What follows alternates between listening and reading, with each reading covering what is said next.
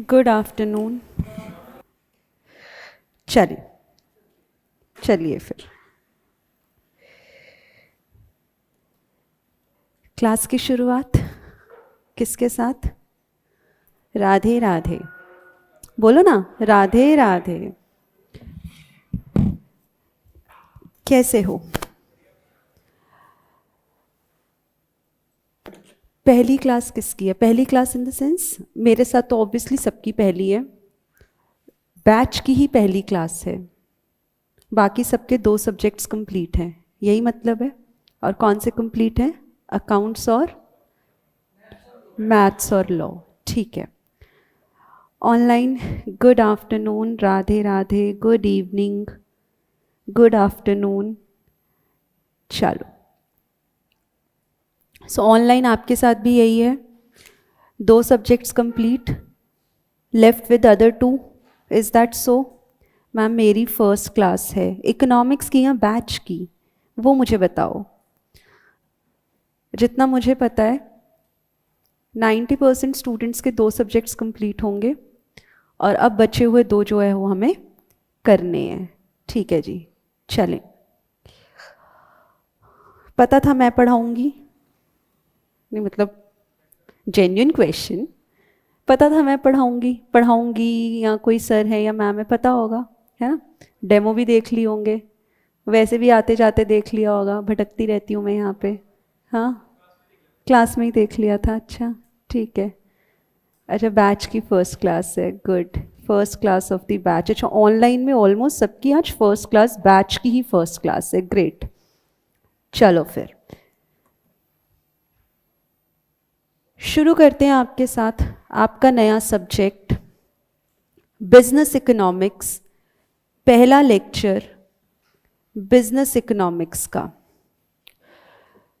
आज की class general in the sense I let you know about your subject, I let you know exam का pattern, I also tell you मेरे पढ़ाने का तरीका, जो कि ऑब्वियसली आप लोगों ने अपने फ्रेंड से तो अता पता कर ही लिया होगा। हाँ, ये गॉसिप हो ही जाती है पहले ही कि कोई सब्जेक्ट शुरू हो रहा है तो वो कैसा पढ़ाएंगे, कैसा टेस्ट होने वाले हैं, वो गॉसिप आपकी हो चुकी होगी। ठीक है, तो अब मेरा सब्जेक्ट, मेरी ज़ुबानी अब आप लोग आज से जो है वो सुनेंगे।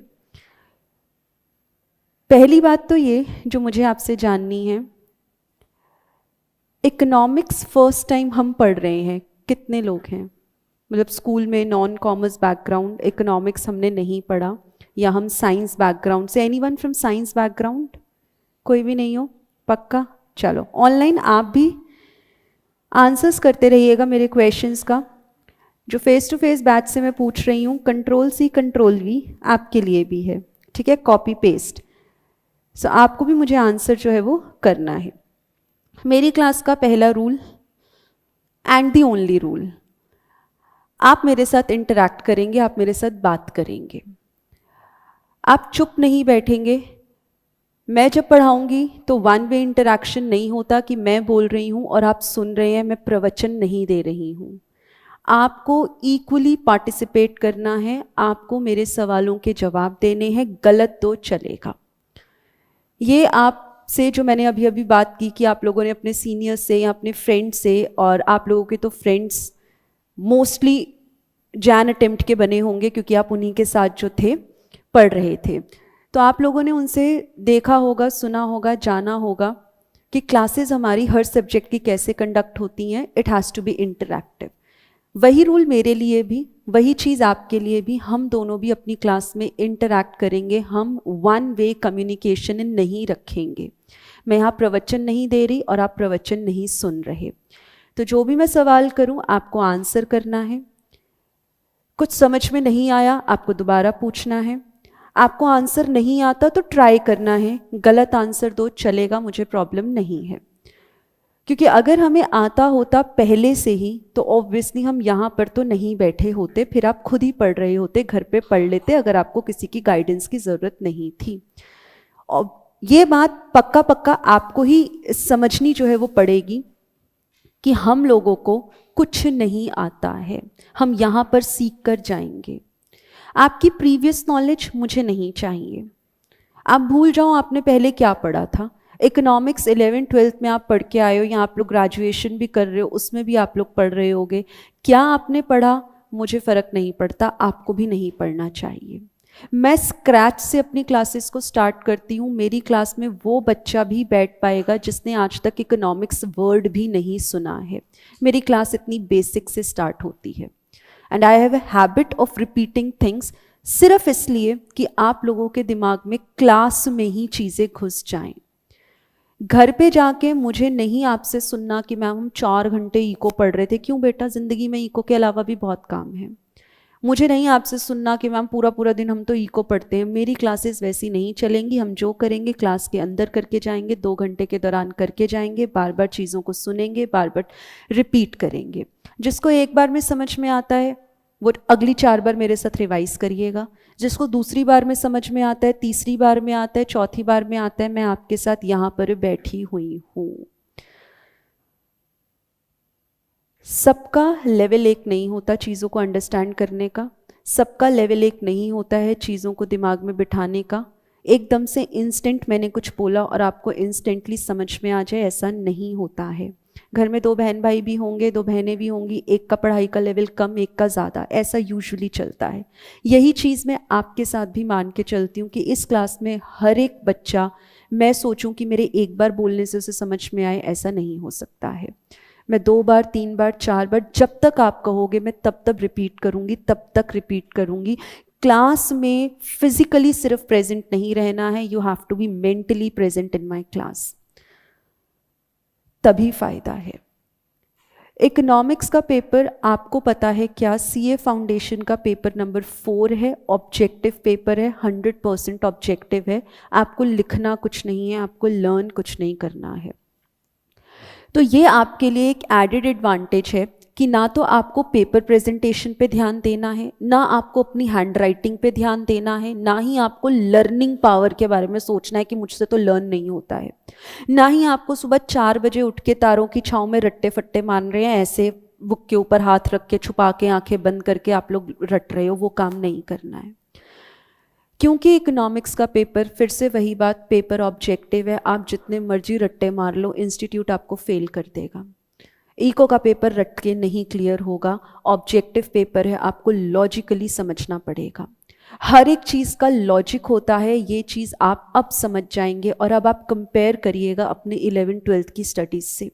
वहाँ पर आपने किस लेवल का पढ़ा है, यहाँ पे आप किस लेवल का पढ़ रहे हैं। लोगों के बीच में, बच्चों के बीच में एक मिथ होता है, एक प्री कंसीव नोशन लेके क्लास में बैठते हैं। बुक हाथ में आई, आप लोगों ने भी देखा होगा, कंटेंट पढ़े होंगे, लग रहा होगा 11वीं 12वीं में पढ़ के आए हैं। बस बेटा वो लग ही रहा है, अंदर कुछ भी चीज़ वैसी नहीं है। अगर वैसी ही बात होती कि जो हमने पहले प्रीवियसली पढ़ा हुआ है और वही हम यहाँ पर पढ़ेंगे, तो फिर इस प्रोफेशनल कोर्स में इकोनॉमिक्स एग्ज़ाम का कोई जो है इम्पोर्टेंस नहीं रह जाता है। हम ABCD बचपन में पढ़कर आते हैं। कब पढ़ते हैं? स्टार्टिंग में ही हम पढ़ लेते हैं। पेरेंट्स ना स्कूल जाने से पहले ही, वो नर्सरी LKG से पहले ही शुरू हो जाते हैं घर में ABCD। और क्या आप अगर इंग्लिश ऑनर्स करेंगे तो भी आप ABCD पढ़ेंगे? नहीं पढ़ेंगे, वहाँ पे चीज़ें अलग लेवल की होती हैं। वही चीज़ यहाँ पे जो 11th 12th का इकोनॉमिक्स आप पढ़ कर आए हो, वो आपको लग रहा है कि इससे मिलता जुलता है, पर ऐसा नहीं है।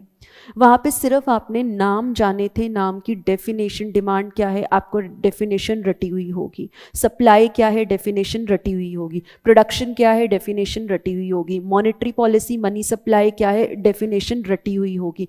उन रटी हुई चीज़ों के मुझे लॉजिक्स यहाँ पर देने हैं। अगर पेपर आपका सब्जेक्टिव होता ना, मैं क्लास में आपसे लर्न करवाती, चलो बेटा मेरे पीछे पीछे बोलो। यहाँ पे आप जितना मर्जी लर्न कर लो, एग्ज़ाम में लिखने के नंबर नहीं है, एग्ज़ाम में आप कितना लॉजिकली स्ट्रॉन्ग हो उसके नंबर आपको इकोनॉमिक्स में मिलते हैं। And if you have your friends, if you have your seniors, या कोई भी जो CA बन चुका है, या कोई भी जो भी इंटर में है, या कोई भी जिसने फाउंडेशन क्लियर कर लिया हो, आप उनसे पूछ के देखिएगा चारों पेपर्स में सबसे ज़्यादा स्कोरिंग पेपर कौन सा है।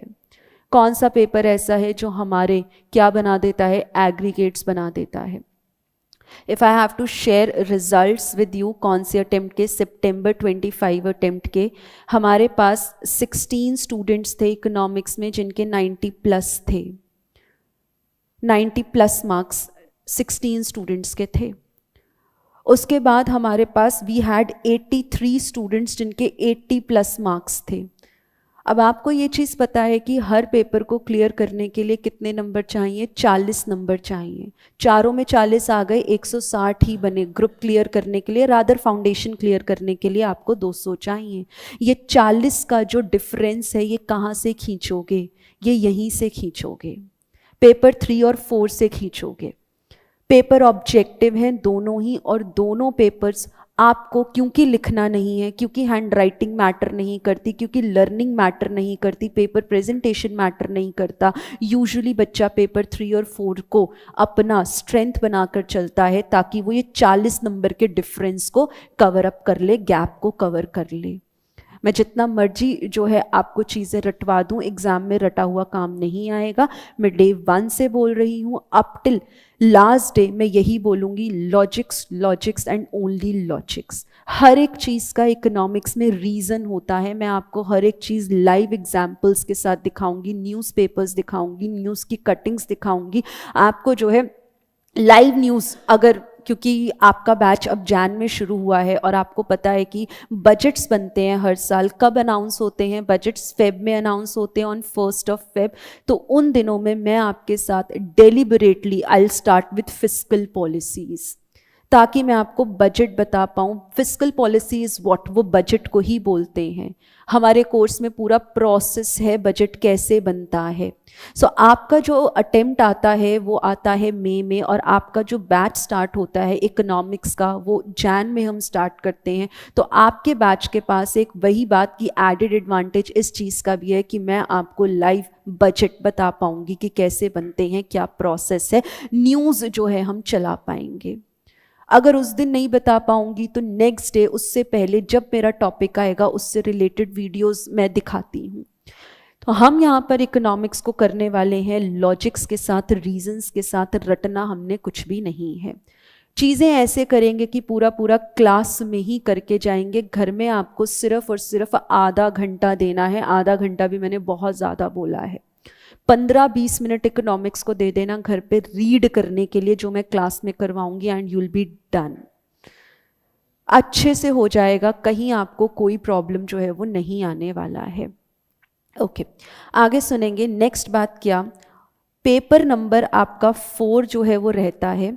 हम इकोनॉमिक्स नहीं पढ़ रहे, हमारे सब्जेक्ट का नाम है दोस्त बिजनेस इकोनॉमिक्स। हमारे सब्जेक्ट का नाम है बिजनेस इकोनॉमिक्स, सिर्फ इकोनॉमिक्स नहीं, बिजनेस इकोनॉमिक्स। तो फ़र्क क्या है इकोनॉमिक्स में और बिजनेस इकोनॉमिक्स में? आपको जब मैं वॉल्यूम 1 दूंगी उसमें पहला चैप्टर का नाम ही है इंट्रोडक्शन टू बिजनेस इकोनॉमिक्स। तो वहाँ पर हम आपके साथ शेयर करेंगे इकोनॉमिक्स और बिजनेस इकोनॉमिक्स में फ़र्क क्या है। पर अभी मैं ये बोलूं कि तब शेयर करेंगे और यहाँ पर डाउट क्रिएट हो जाए, हम वो काम नहीं करेंगे। अगर मैंने कुछ बोला है तो सिर्फ मैं चाहे आपको हिंट दूं, पर मैं आपको बता के चलूंगी। हम इकोनॉमिक्स वो पढ़ने वाले हैं जो आप प्रैक्टिकल बिजनेस वर्ल्ड में अप्लाई करोगे। आप सीए फाउंडेशन क्लियर करोगे, सीए इंटर क्लियर करोगे, उसके बाद आपको आर्टिकलशिप करनी होती है। क्या बेटा आर्टिकलशिप में आपको प्रैक्टिकली काम करना सिखाया जाता है? आप इंटर में फाउंडेशन में चीज़ों को थ्योरेटिकली बुकिश नॉलेज ले रहे हो, पर वो बुकिश नॉलेज की मदद से आप इंटर्नशिप में, आर्टिकलशिप में लाइफ केस सॉल्व करते हो, अपने क्लाइंट्स के केस को सॉल्व करते हो, रिटर्न्स फाइल करते हो, आप जीएसटीआर रिटर्न्स जो है ये सारी चीज़ें फाइल करते हो, आप ऑडिट करने जाते हो, चाहे स्टैट है, चाहे बैंक ऑडिट है, इंटरनल ऑडिट्स हैं, बहुत सारे आप काम जो है वो करते हो। यानी कि आपने जो बुकिश नॉलेज ली थी उसको आप एक्चुअल बिजनेस वर्ल्ड में अप्लाई करते हो, अपनी प्रॉब्लम्स, बिजनेस रिलेटेड प्रॉब्लम्स को सॉल्व करने के लिए। इसी चीज़ को बिजनेस इकोनॉमिक्स बोलते हैं। Articleship is not business economics, मैंने आपको एग्जाम्पल दिया है। इकोनॉमिक्स के जब आप टूल्स पढ़ोगे, इकोनॉमिक्स के टूल्स कौन से हो गए? जैसे आपका कॉस्ट, प्रोडक्शन, आपका मार्केट्स, आपकी मॉनेटरी पॉलिसी, आपके फिस्कल पॉलिसीज, जितने भी दोनों बुक्स में 2 वॉल्यूम्स में जो भी चैप्टर्स हैं वो इकोनॉमिक्स के टूल्स हैं।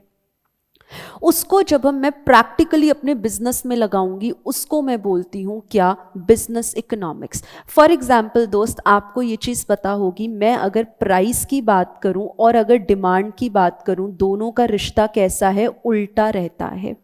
चीज़ों के प्राइस बढ़ेंगे तो उनकी डिमांड कम होती है, चीज़ों के प्राइस घटते हैं तो डिमांड बढ़ती है। Other things remaining constant ceteris paribus. अब ये क्या है बेटा, ये तो एक लॉ है, ये है एक लॉ ऑफ डिमांड। आपको इकोनॉमिक्स में हमने सिखा दिया ऐसा प्राइस और डिमांड का रिश्ता होता है। पर क्या बेटा मैंने आपको ये भी बताया कि बच्चा प्राइस ना तुम 10 रुपए ही रखना, बेटा प्राइस ना आप 1,000 रुपए ही रखना, क्या मैंने ये बताया? ये नहीं बताया।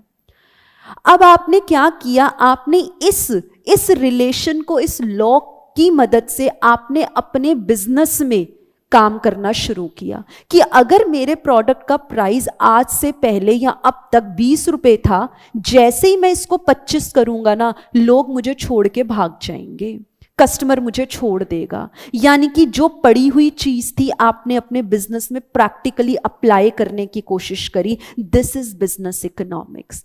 यानी कि what ever you will study in economics, उसकी मदद लेके आप अपने एक्चुअल बिजनेस को सॉल्व करोगे, बिजनेस की प्रॉब्लम्स को सॉल्व करोगे। ये हम बिजनेस इकोनॉमिक्स में कहते हैं। तो मैं आपको सिर्फ इकोनॉमिक्स में लॉज या थ्योरीज नहीं पढ़ाऊंगी। इकोनॉमिक्स तो वैसे ही 99% it is based on assumptions. आप जब मेरे साथ रहेंगे, चैप्टर्स पढ़ेंगे, कोर्स में देखेंगे, हर एक चीज इज बेस्ड ऑन अजम्पशन। क्योंकि जैसे ही बिजनेस में हम उस चीज को अप्लाई करते हैं, जरूरी नहीं है कि वो 100% वैसे ही प्रैक्टिकली जो है वो काम भी करे, रियलिस्टिकली वो वैसा ही रहे, ऐसा नहीं होता है। सो इकोनॉमिक्स तो वैसे ही बेस्ड ऑन अजम्पशन है, पर उन चीज़ों को स्टडी करके जब मैं बिजनेस अपना करने जाती हूँ तो मैं उसको बिजनेस इकोनॉमिक्स का जो है वो नाम देती हूँ।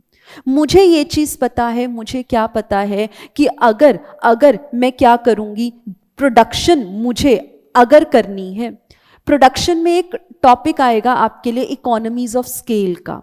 वो क्या टॉपिक कहता है कि मैं जितना ज़्यादा प्रोडक्शन करूंगा ना, जितना ज़्यादा प्रोडक्शन करूंगा, मुझे पर यूनिट कॉस्ट कम पड़ती है। पर क्या मैंने आपको ये बताया बेटा कि प्रोडक्शन ना तुम 20,000 यूनिट्स कर लेना तो जो है ना तुमको कॉस्ट पर यूनिट कम पड़ेगी? नहीं, वो तो आपका अपना बिजनेस है। और क्या हम सब एक ही चीज का बिजनेस करते हैं? ऐसा भी नहीं है। अगर मैंने आपको आपके बिजनेस के लिए 20 रुपए का रेट दिया और आपका बिजनेस है किसका, प्लास्टिक का, आपका बिजनेस है लेटेस से क्रॉकरी का, आपका बिजनेस है लेटेस से स्टील शीट का, तो बेटा वो 20 रुपए का प्राइस आपके ऊपर एप्लीकेबल है। किसी का काम कपड़े बेचने का है, क्या वो भी 20 रुपए पे बेचेगा? नहीं।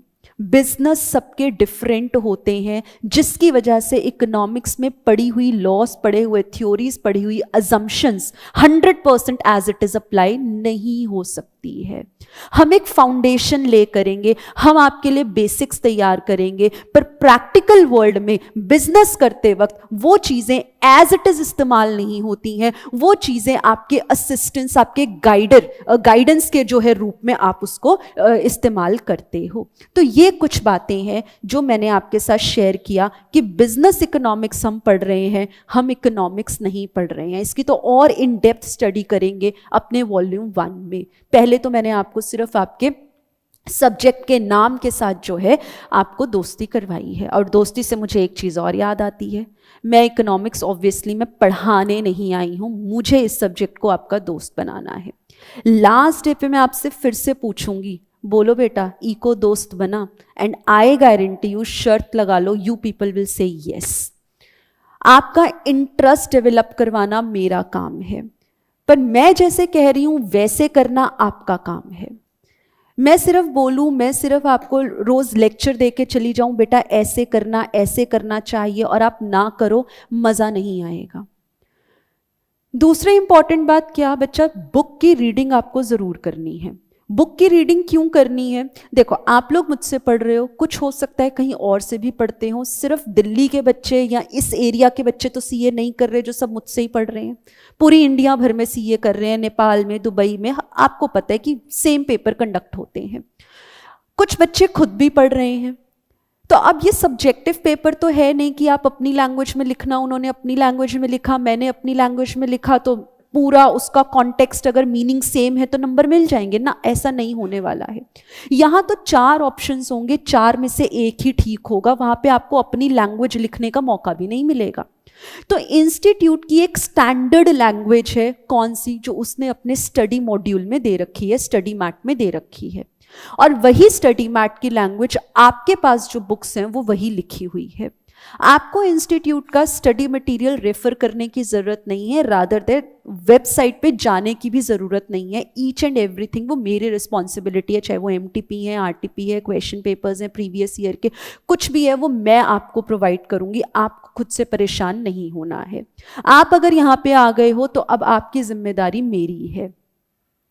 आपको सिर्फ क्या करना है, डेली बेस पे अपनी बुक्स को रीड करना है बेटा, बिकॉज इंस्टीट्यूट सिर्फ अपनी लैंग्वेज से ऑब्जेक्टिव पेपर सेट करेगा, वो आपके हैंड रिटन नोट से नहीं करेगा, वो मेरे लिखवाए हुए नोट से नहीं करेगा, वो किसी और की टीचर की बुक को रेफर नहीं करेगा, वो एक स्टैंडर्ड पेपर बनाएगा, स्टैंडर्ड लैंग्वेज इस्तेमाल करते हुए। कहाँ से मिलेगी आपको? आपकी बुक से मिलेगी।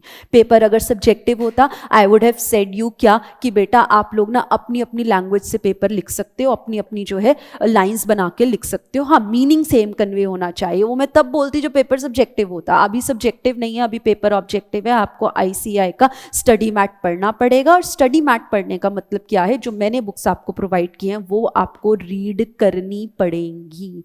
क्लास में मैं एक एक लाइन रीड करवाती हूँ, मैं क्लास में हवाबाजी नहीं करूँगी कि बेटा ये तो आता होगा ना, ये देख लेना खुद से, बेटा ये सवाल 10 सवाल है ना, आज होमवर्क है ना, पीछे आंसर्स हैं, तुम चेक कर लेना।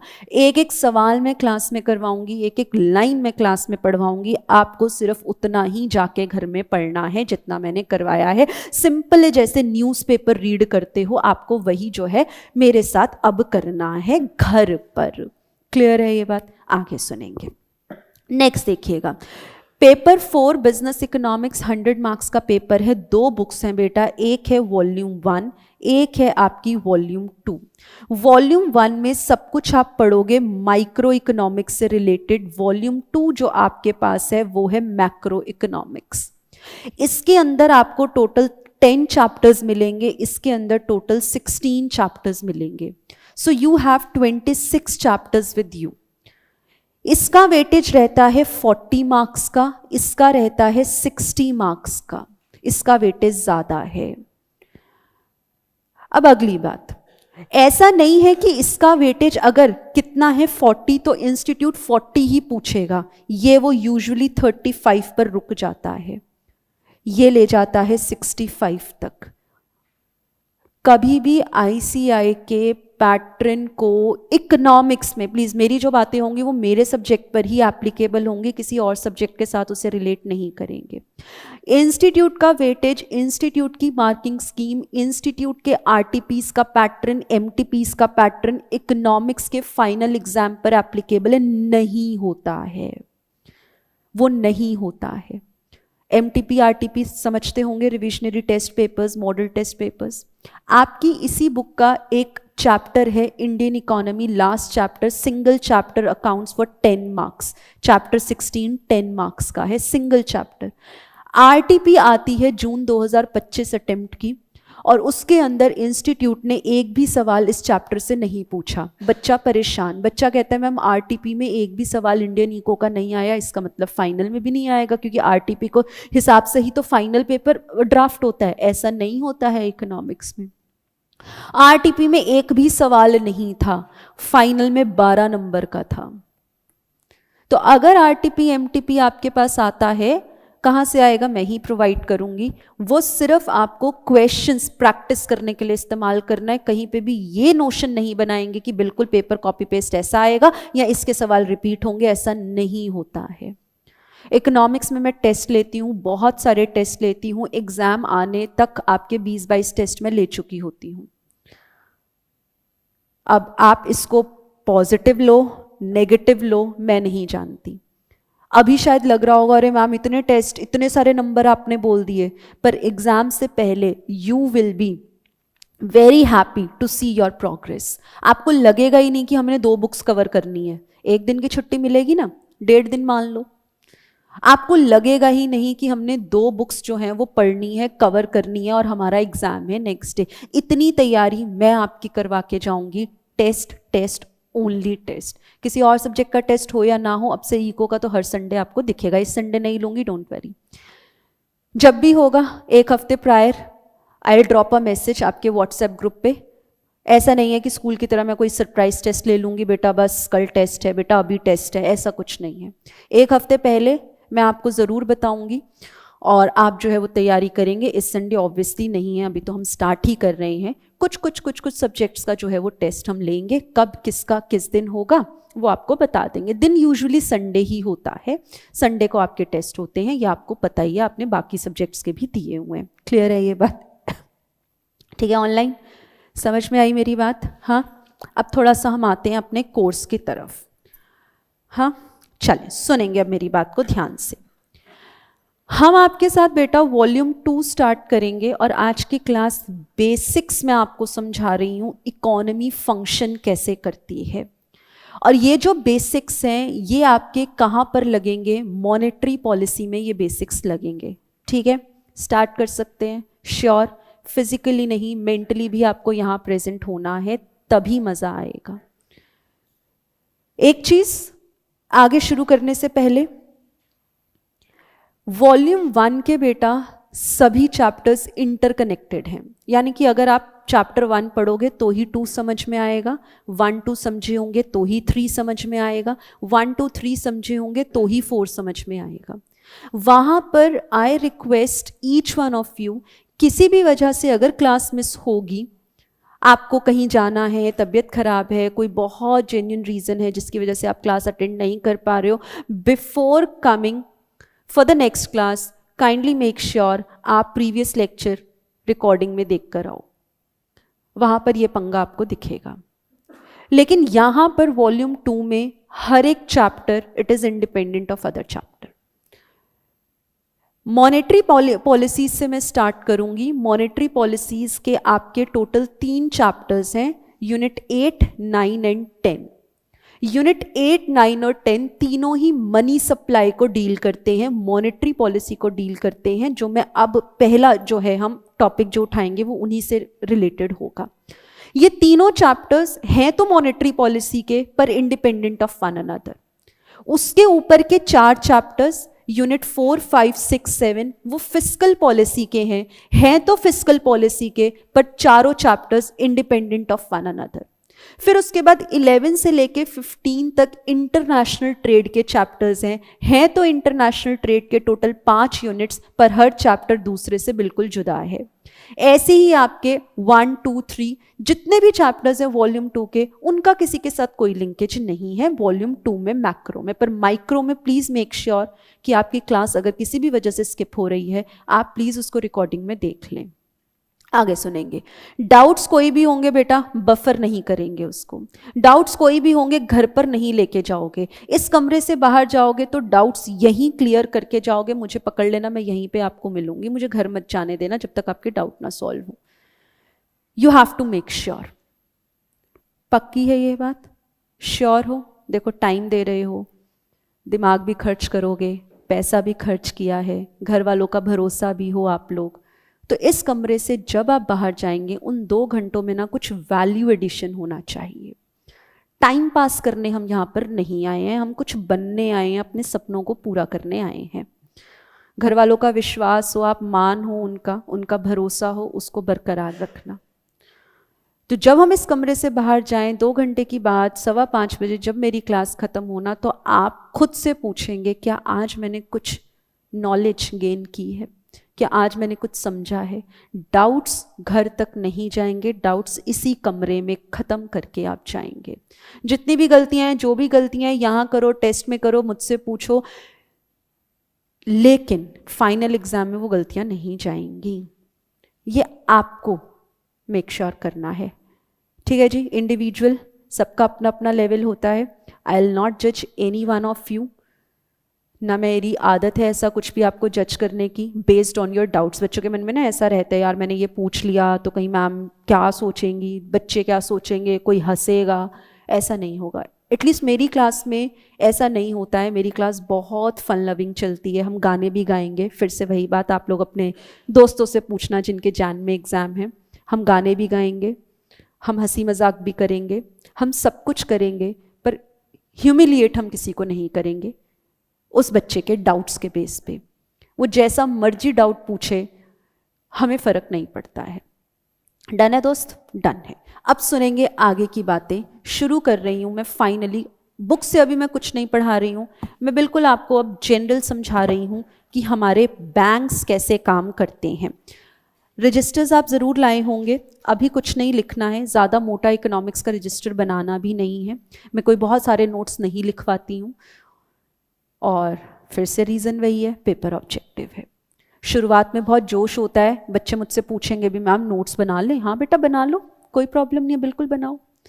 लेकिन शुरुआत में 2, 4, 5 क्लासेस के बाद आप पढ़ जाएंगे हल्के, फिर मन नहीं करेगा नोट्स बनाने का। फिर क्योंकि आपको खुद ही समझ में आना लगेगा, यार पेपर तो ऑब्जेक्टिव है, इसमें तो लॉजिक्स में तो दिमाग में लिखने की ज़रूरत है, कापियाँ काली करके हम क्या करेंगे। तो जो मुझे लिखवाना है वो मैं लिखवाऊंगी, प्रैक्टिकल सम्स होंगे वो हम सॉल्व करेंगे, बाकी सारी चीज़ें आपकी बुक में ही रहेंगी। क्लियर है ये बात? तो अभी बहुत बेसिक सी बातें हम कर रहे हैं और वो बेसिक सारी बातें हम चैप्टर में कनेक्ट कर देंगे। क्लियर है दोस्त? अब सुनिएगा ध्यान से, मैं आपके साथ क्या शेयर करने वाली हूँ, हमारे बैंक्स कैसे वर्क करते हैं। अब सुनना, वेरी इंटरेस्टिंग, ध्यान यहाँ पे दीजिएगा। कुछ और बातें जो एग्जाम से रिलेटेड होंगी, ऑब्वियसली अब हम और आप यहाँ पर आ गए हैं, तो जब जब मुझे जो जो याद आएगा वो मैं अकॉर्डिंगली आपके साथ शेयर करती रहूँगी। सुनना ध्यान से, यहाँ पर वर्किंग ऑफ बैंक्स की हम बात करेंगे। देखो दोस्त, बड़ा ना प्यारा सा हमारा कॉन्सेप्ट है और आप उस चीज़ को अभी देखना, समझना मेरे साथ, मैं आपके साथ क्या शेयर कर रही हूँ। ठीक है मैम, बताओ दोस्त। ये है मेरा RBI, ठीक है, पूरा फोकस यहाँ पे। नहीं पता, पता चल जाएगा, पता है तो रिवाइज कर लेना। Reserve bank of India apex institution किसका? मॉनेटरी पॉलिसी बनाने का। Now what is this monetary policy? Monetary policy money supply को कंट्रोल करने के लिए पॉलिसीज। मनी सप्लाई अब क्या है? हमारी इकोनॉमी में कितना पैसा घूम रहा है, हमारी इकोनॉमी में कितना पैसा सप्लाई हो रहा है, वो है मनी सप्लाई। मेरे पास, आपके पास कितना पैसा इस वक्त अवेलेबल है, वो है मनी सप्लाई। अब अगर पैसा बहुत ज्यादा है आप लोगों के पास तो भी अच्छी बात नहीं है।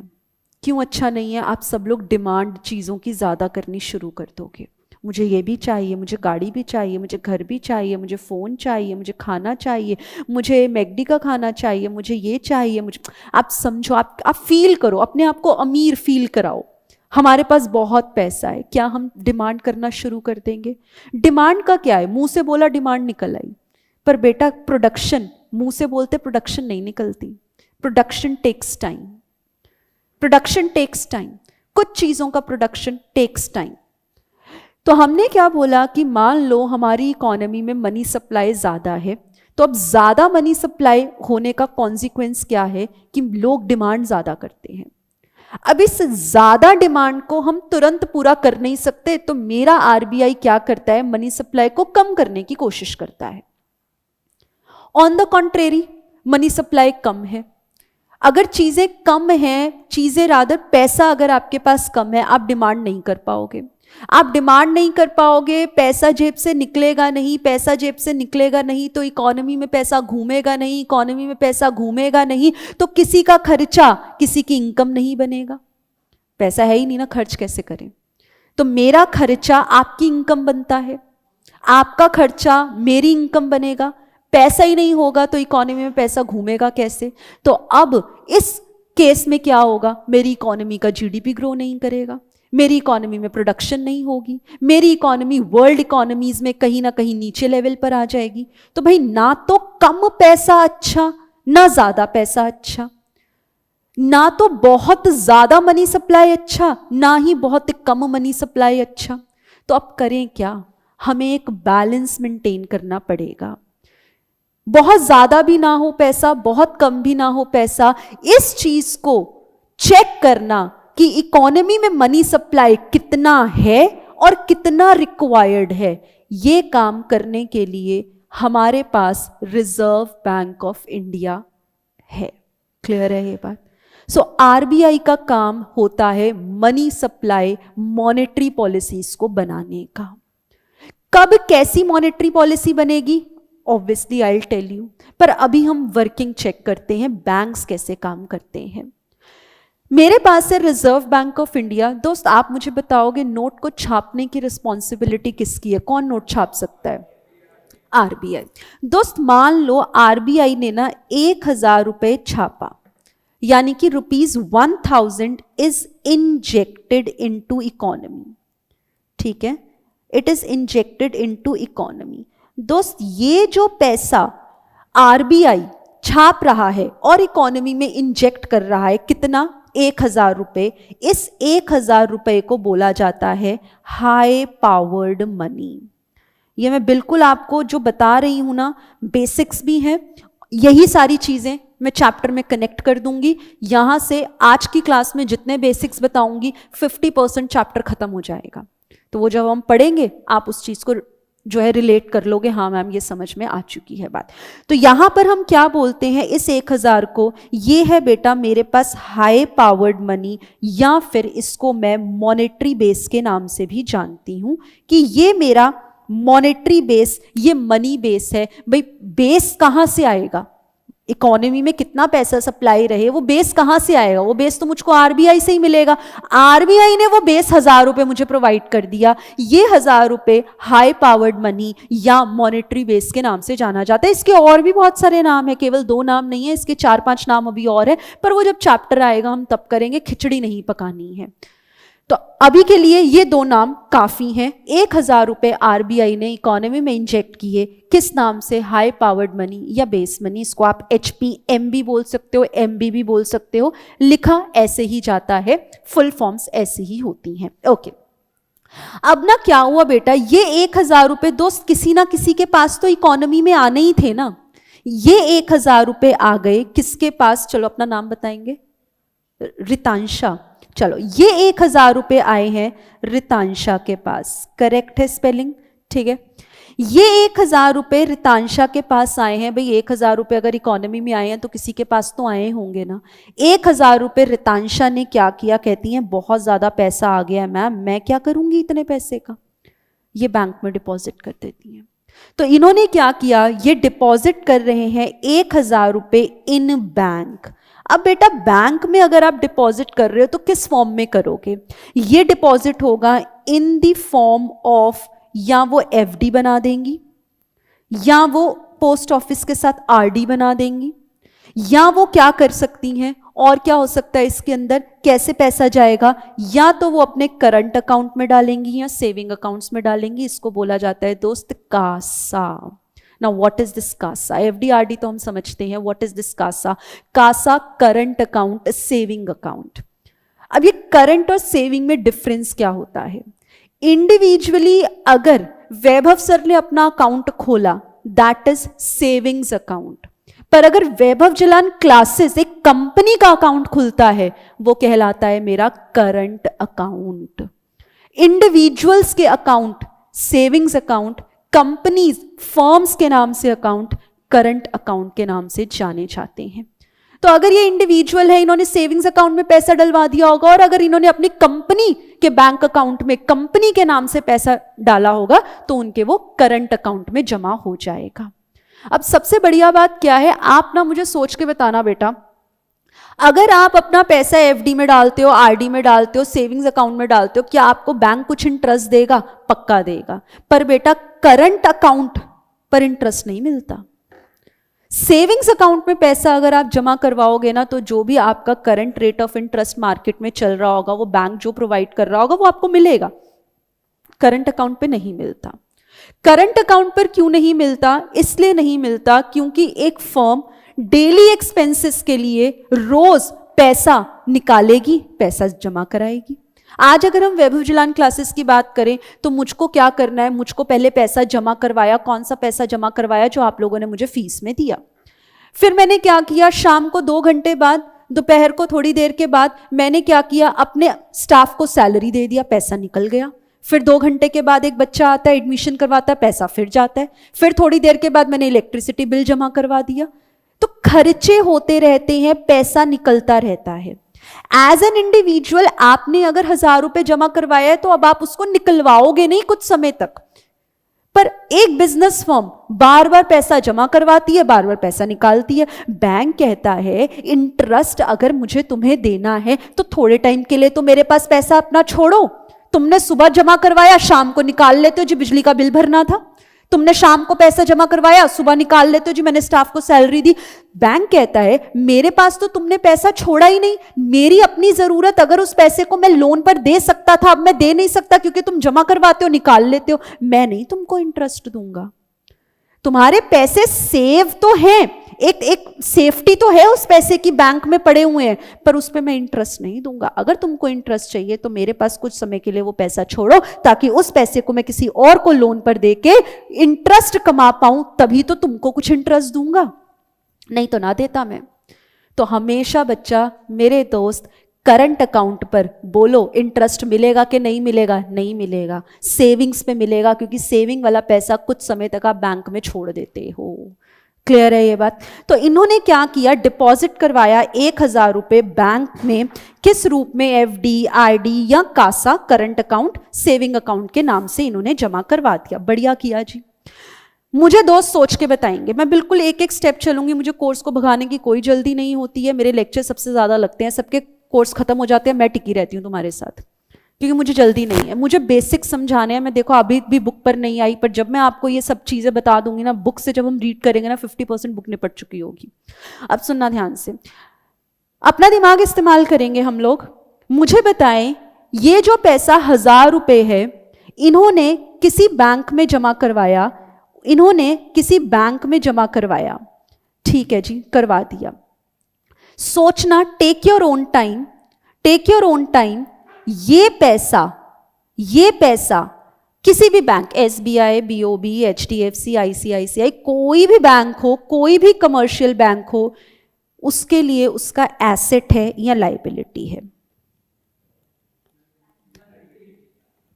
कासा लायबिलिटी है। क्या वो पैसा बैंक का हो गया? नहीं, बैंक का नहीं है वो पैसा। जब मैं जाऊंगी उससे मांगने के लिए, उसको मुझे देना पड़ेगा। मेरे को एफडी, मैंने जमा कराया पैसा, मैंने एफडी का पैसा मैच्योर हो गई तो मैंने वापस ले लिया, और अगर बीच में तुड़वा भी दी एफडी तो भी तो वापस लिया, मैंने बैंक को नहीं दे दिया।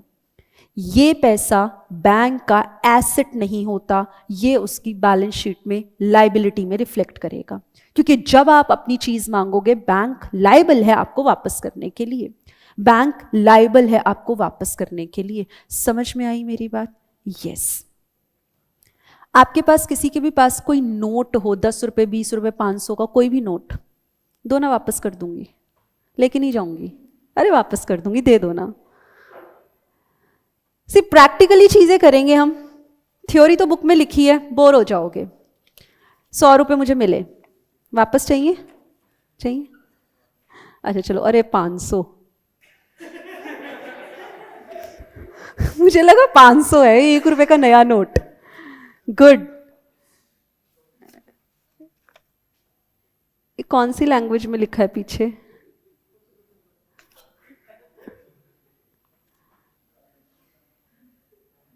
चलें, सुनेंगे, ध्यान देंगे। इस 1 रुपए पे तो कोई लैंग्वेज अलग लिखी है, मैं पढ़ नहीं पाऊंगी, पर 100 रुपए वाली मैं लैंग्वेज पढ़ती हूं। क्या लिखा है? I promise to pay the bearer this sum of 100 rupees। दोस्त, इन्होंने ना मुझे 100 रुपए दिए। क्या ये 100 रुपए के इक्विवेलेंट चीज मुझे इनको देनी पड़ेगी, या ये 100 रुपए एवं ही मेरे हो गए? नहीं। जिसके पास भी ये नोट है, यानी कि बियरर ऑफ दिस नोट, और ये लाइन आपके पास कोई भी नोट होगा, सब पे लिखी होगी। आप घर जाके देखना, ब्रेक में देखना, देखा भी होगा। बियरर ऑफ नोट, मेरे पास अगर इनका ये नोट है तो आउट ऑफ कर्टसी इन्होंने मुझे ऐसे ही कॉन्सेप्ट समझाने के लिए दे दिया, पर क्या मार्केट में अभी नीचे इतनी शॉप्स हैं, किसी को भी दे देंगे, ले 100 रुपये मेरा मन कर रहा है तुम रख लो? नहीं, 100 रुपये अगर देंगे ना तो मन में इच्छा होगी 150 रुपये की तो हम वापसी ले लें, कुछ ऐसा कर लें काम। सिंपल सी बात है, ये हो, हम हो, आप हो, कोई भी हो। यानी कि bearer of the note liable है अदर पार्टी को इसके इक्विवेलेंट कुछ देने का। करेक्ट है ये बात? यही हिसाब बैंक का है। अब बियरर ऑफ नोट कौन है? वो बैंक है, यानी कि अब बैंक लायबल है, उसको ये वापस करेगा पैसे। अब वो इंटरेस्ट के साथ करता है, वो तो उनकी पॉलिसीज है, भाई एफडी पे इंटरेस्ट तुमको मिलेगा, पर बेसिक अमाउंट तो वापस करेगी ना, वो उसकी लायबिलिटी है। करेक्ट है ये बात? हाँ, ये ले लीजिएगा बेटा, अभी थोड़ी देर में सुनेंगे आगे। अब क्या होगा ना दोस्त, मैं हूं बैंक, मेरे पास ये मान लो 1000 रुपये एग्जाम्पल में चल रहा है, ये 1000 रुपये मेरे पास आ गए। अब ये 1000 रुपये किसके थे? रितांशा के थे, पर मेरे पास ना, आप अपना नाम बताएंगे? विनय। विनय मेरे पास आते हैं, हाँ जी विनीत मेरे पास आते हैं, कहते हैं बैंक लोन दे दो। मैंने कहा कितना लोन चाहिए? कहते हैं 1000 रुपये का लोन दे दो। मेरे पास 1000 रुपये तो थे, पर मैंने इनको मना कर दिया। मैंने कहा 1000 का लोन नहीं दूंगी, मैं दे ही नहीं सकती। ऐसा नहीं कि मेरे पास है नहीं पैसा तो है 1000 रुपये, अभी तो रितांशा ने दिए, 1000 रुपये का लोन मांग रहे, पैसा तो है मेरे पास। मैं कहा मैं नहीं दूंगी। क्यों नहीं दूंगी? मैंने कहा मैं दे ही नहीं सकती। क्यों नहीं दे सकती? क्योंकि बैंक के पास अगर पैसा आया है, ये पैसा पहले वो 2 खातों में रखेगा। वो 2 खातों के नाम कौन से हैं? CRR और SLR। What is this CRR? Cash reserve ratio, SLR statutory liquidity ratio. मान लीजिए बेटा जी SLR का रेट है, क्या होता है अभी बताऊंगी। SLR का रेट है 10% का, तो 1000 रुपए का 10% कितना बनता है? 100 रुपए कहां चला जाएगा? SLR में चला जाएगा। SLR का पैसा मेरा बैंक, जो भी वो बैंक होगा, वो अपने पास रखता है। यानी कि अगर 1000 रुपए मुझे एज अ बैंक रिसीव हुए, मैं पहले तो 100 रुपए उसमें से निकाल के रखूंगी, SLR में डालूंगी। And as the name suggest, statutory liquidity ratio, SLR का मतलब क्या है? As per statute, as per law, आपको लिक्विडिटी को मेंटेन करने के लिए ये पैसा अपने पास रखना है। कोई कॉन्टिंजेंसी आ जाती है, लोग आ गए पैसा मांगने के लिए, मैंने कहा क्या, इन्होंने मुझसे लोन मांगा था, विनीत ने 1000 रुपए मैंने लोन पे जो है इनको पैसा दे दिया, और शाम को ये वापस आ गई रितांशा, बैंक मैंने तुमको 1000 रुपए दिया था, मुझे वापस कर दो। मैं क्या कहूंगी? मैंने कहा लो ये विनीत का एड्रेस है, जाके उनसे मांग लो। चल जाएगा क्या बैंक ऐसे बोले? ना चलता ऐसा। तो मुझको क्या करना है? कुछ पैसा अपने पास रखना है इमरजेंसी सिचुएशंस के लिए। मैं ये नहीं बोल सकती कि जितना भी पैसा मैंने लिया था एज डिपॉजिट्स, मैंने पूरा का पूरा पैसा दे दिया किसी को आगे लोन पर, अब अगर तुमको तुम्हारा पैसा वापस चाहिए तो ये लो, ये अलग अलग एड्रेस है, 1000 रुपए का 500 रुपए विनीत को दिया था, 200 रुपए विनय को दिया था, 100 रुपए मनु भैया को दिया था, सबके एड्रेस मेरे से ले लो, जाके अपना पैसा ले लो। ऐसा नहीं चलता है। तो मुझको क्या करना है? मुझको पहले 10%, ये फिगर मैंने अपने आप ही ली है, ऐसा नहीं है कि यही है। रेट क्या होता है मैं अब भी दिखाऊंगी आपको। मैंने फॉर एग्जांपल 10% SLR का मैंने कहां रखा? बैंक रखता है विद इटसेल्फ। करेक्ट है? अभी भी बात खत्म नहीं होती है। अब हम पैसा रखेंगे किस में? CRR में। मैंने कहा 4% का CRR है। नाउ व्हाट इज दिस 4% का CRR? CRR is cash reserve ratio. ये जो पैसा है 4%, मेरा सवाल आपसे, 1000 रुपए का 4% रखूं या बचा हुआ 900 का 4% जाएगा? 1000 रुपए का 4% जाता है, ये बचे हुए पैसे का नहीं होता है। 1000 रुपए पर ही SLR निकलता है, 1000 रुपए पर ही CRR निकलता है। ये जितनी बातें मैंने बताई कुछ भी बुक में नहीं लिखा, पर इंस्टीट्यूट सवाल पूछेगा इन्हीं से। ये आपको बनाना है बाद में, अभी सिर्फ सुनेंगे मुझे। मैं जितना भी बता रही हूँ बेटा, इकोनॉमिक्स में बहुत बढ़िया गेम इंस्टीट्यूट खेलता है। वो लिखता नहीं है बुक्स में, लेकिन इंस्टीट्यूट पूछता है एग्जाम में। आप चैप्टर्स जब टर्न करेंगे, पेजेस जब टर्न करेंगे ना, आपको ना पूरा पूरा पेज मिलेगा जहां मैंने हाईलाइट करके लिखा हुआ है। क्या लिखा हुआ है? Topics not in syllabus but asked in exams. मैंने वो भी तक दे रखा है आपको। यानी कि आपको सिर्फ क्लास में आने के बाद मेरी बातों को सुनना है, सुनने पे कुछ समझ में नहीं आया तो क्रॉस क्वेश्चनिंग करनी है, लिखने पे समय बर्बाद नहीं करना, दिमाग खोल कर बैठना है। इकोनॉमिक्स वाकई बहुत इंटरेस्टिंग है। मैं आपको बेसिक्स के साथ, लॉजिक्स के साथ, रीजनिंग के साथ चीजों को करवाऊंगी, आगे सुनेंगे। 4% का CRR, cash reserve ratio, cash form में RBI के पास रखवाना होता है। क्या इस पैसे को मैं कह दूं 4%, 1000 रुपए का कितना बनता है?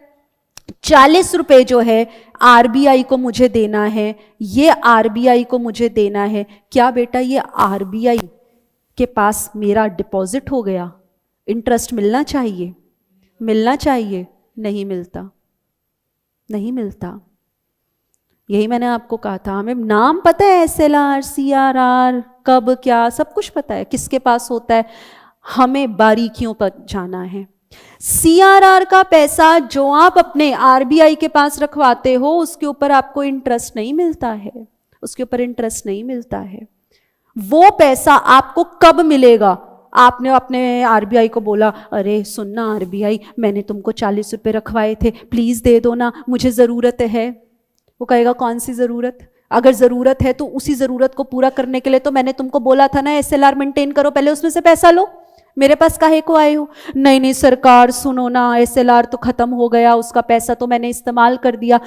तो RBI कहेगा कोई बात नहीं, ये तेरी गलती है। हे प्रिय बैंक, ये तो आपकी गलती है, आपने फंक्शनिंग ऑपरेशंस आपके सही नहीं थे, SLR का पैसा आपने छेड़ कैसे लिया?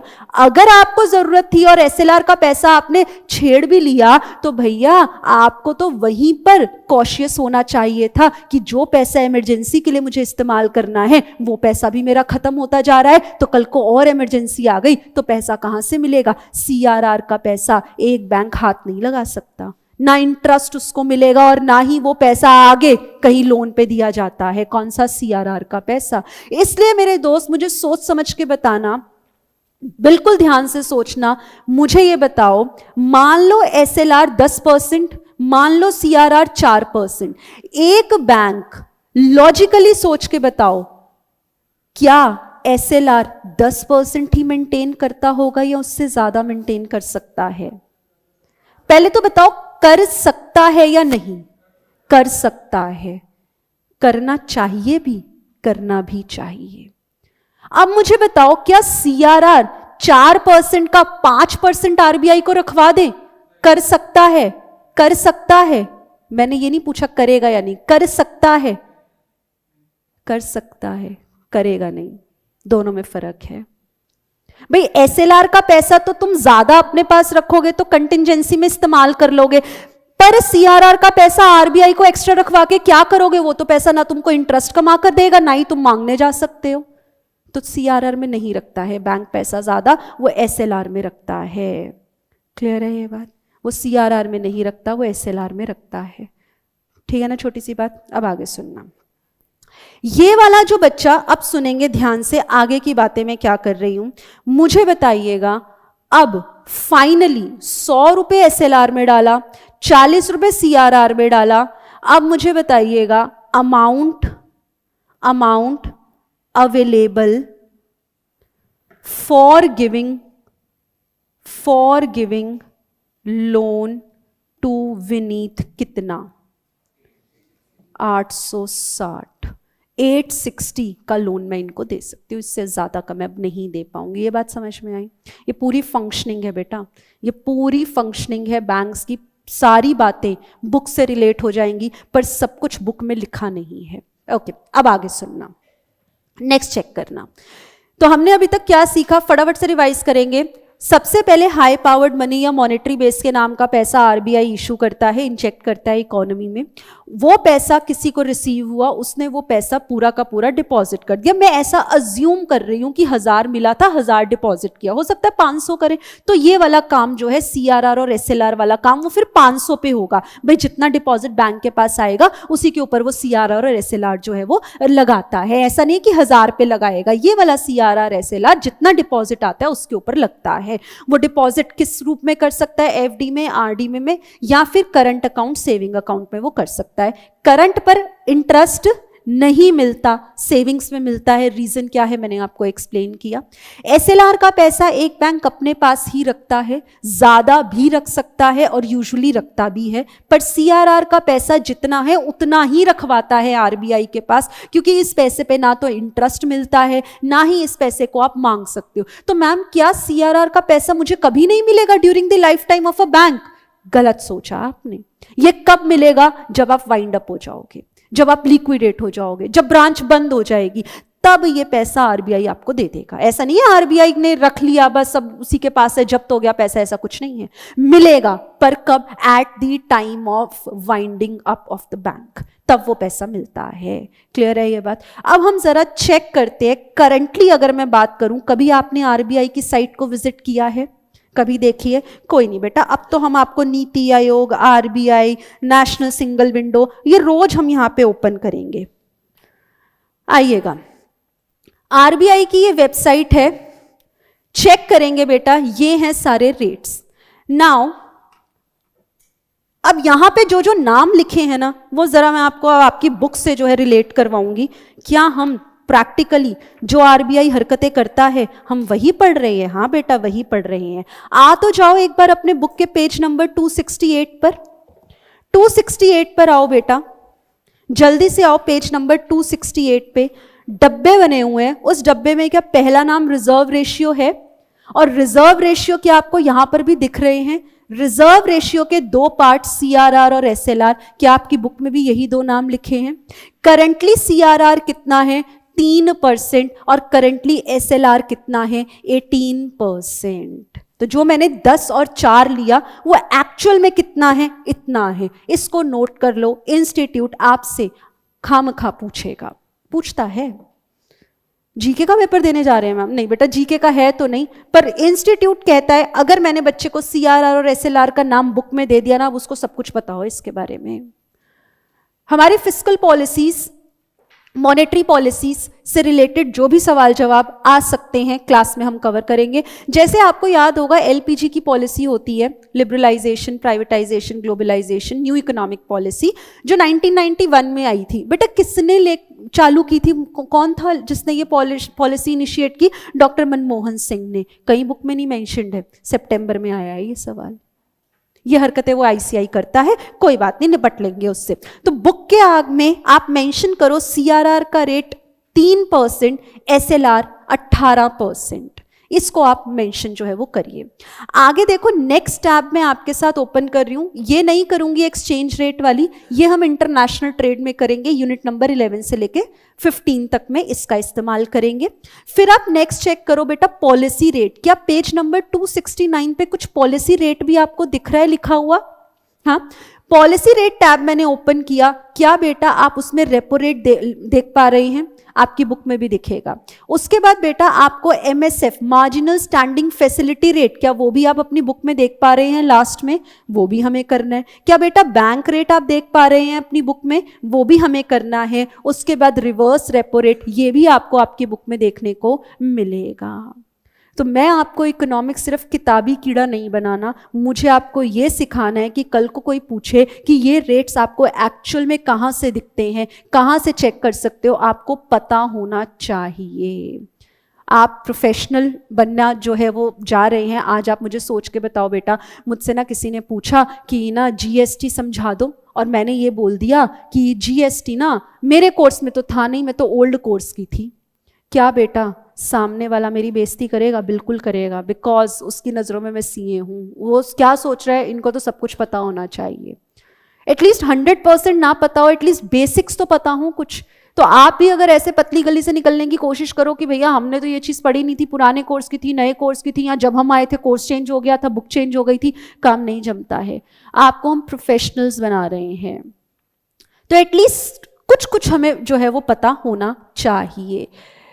इकोनॉमिक्स जो आप ये पढ़ रहे हो, आपको पता होगा एक आपका एसपीओएम नाम का भी कुछ चीज़ें होती हैं। उसके अंदर एक आपका पेपर नंबर 3 होता है सेट डी का। एग्जैक्टली सेम चीज़ें वहाँ पे आपको देखने को मिलेंगी।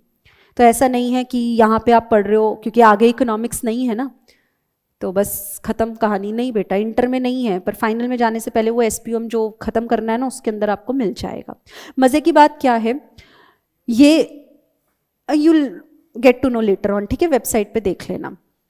नेक्स्ट चेक करेंगे, सेल्फ प्लेस्ड ऑनलाइन मॉड्यूल्स होते हैं हमारे, पेपर आपको ऑब्जेक्टिव देने होते हैं, ऑनलाइन पेपर्स होते हैं, आप देख सकते हो। आप सुनेंगे आगे, ध्यान दीजिएगा। तो मैं आपके साथ क्या शेयर कर रही थी, ये हमारे कुछ रेट्स जो है मैंने शेयर किए। इकोनॉमिक्स जो आप वॉल्यूम 2 पढ़ रहे हो ना बेटा, ये पहले ना इंटर के ग्रुप 2 में हुआ करता था। कौन सा वाला पेपर होता था, लास्ट पेपर होता था, किसके साथ आता था आपका, FM and EFF, economics for finance के नाम का ये पेपर होता था। अब इन्होंने, आप समझने की ना कोशिश करना इंस्टीट्यूट क्या कर रहा है। ICI का, इंटर का, वो भी ग्रुप 2 का, वो भी ग्रुप 2 का लास्ट पेपर, ये वाली बुक हुआ करती थी 50 मार्क्स की। इंस्टीट्यूट कह रहे हैं अरे इंटर में सिखाएंगे बच्चा इकोनॉमी कैसे काम करती है, 12वीं के बाद सिखाओ इनको, 12वीं के बाद 12th के बाद ही तो आप करोगे ना फाउंडेशन। तो इंस्टीट्यूट क्या कह रहा है कि एक 12th क्वालिफाइड बच्चे को इकोनॉमी कैसे चलती है, नेशन कैसे चलता है पता होना चाहिए। अरे तुमने कहाँ इंटर ग्रुप 2 के लास्ट पेपर में डाल के रखा है, हटा दिया वहां से हटा दिया। वहां पर वो पेपर होता था सब्जेक्टिव, लिखना पड़ता था। यहां पे वो पेपर ऑब्जेक्टिव है, आपको समझना पड़ता है।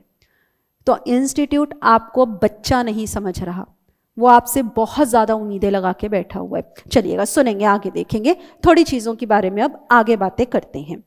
चेक करिएगा जरा, चेक करिएगा एक बार, आएंगे हम जरा, मैं भी आपके लिए, बुक का पेज नंबर है 268 पर मैं आपके लिए आ रही हूं।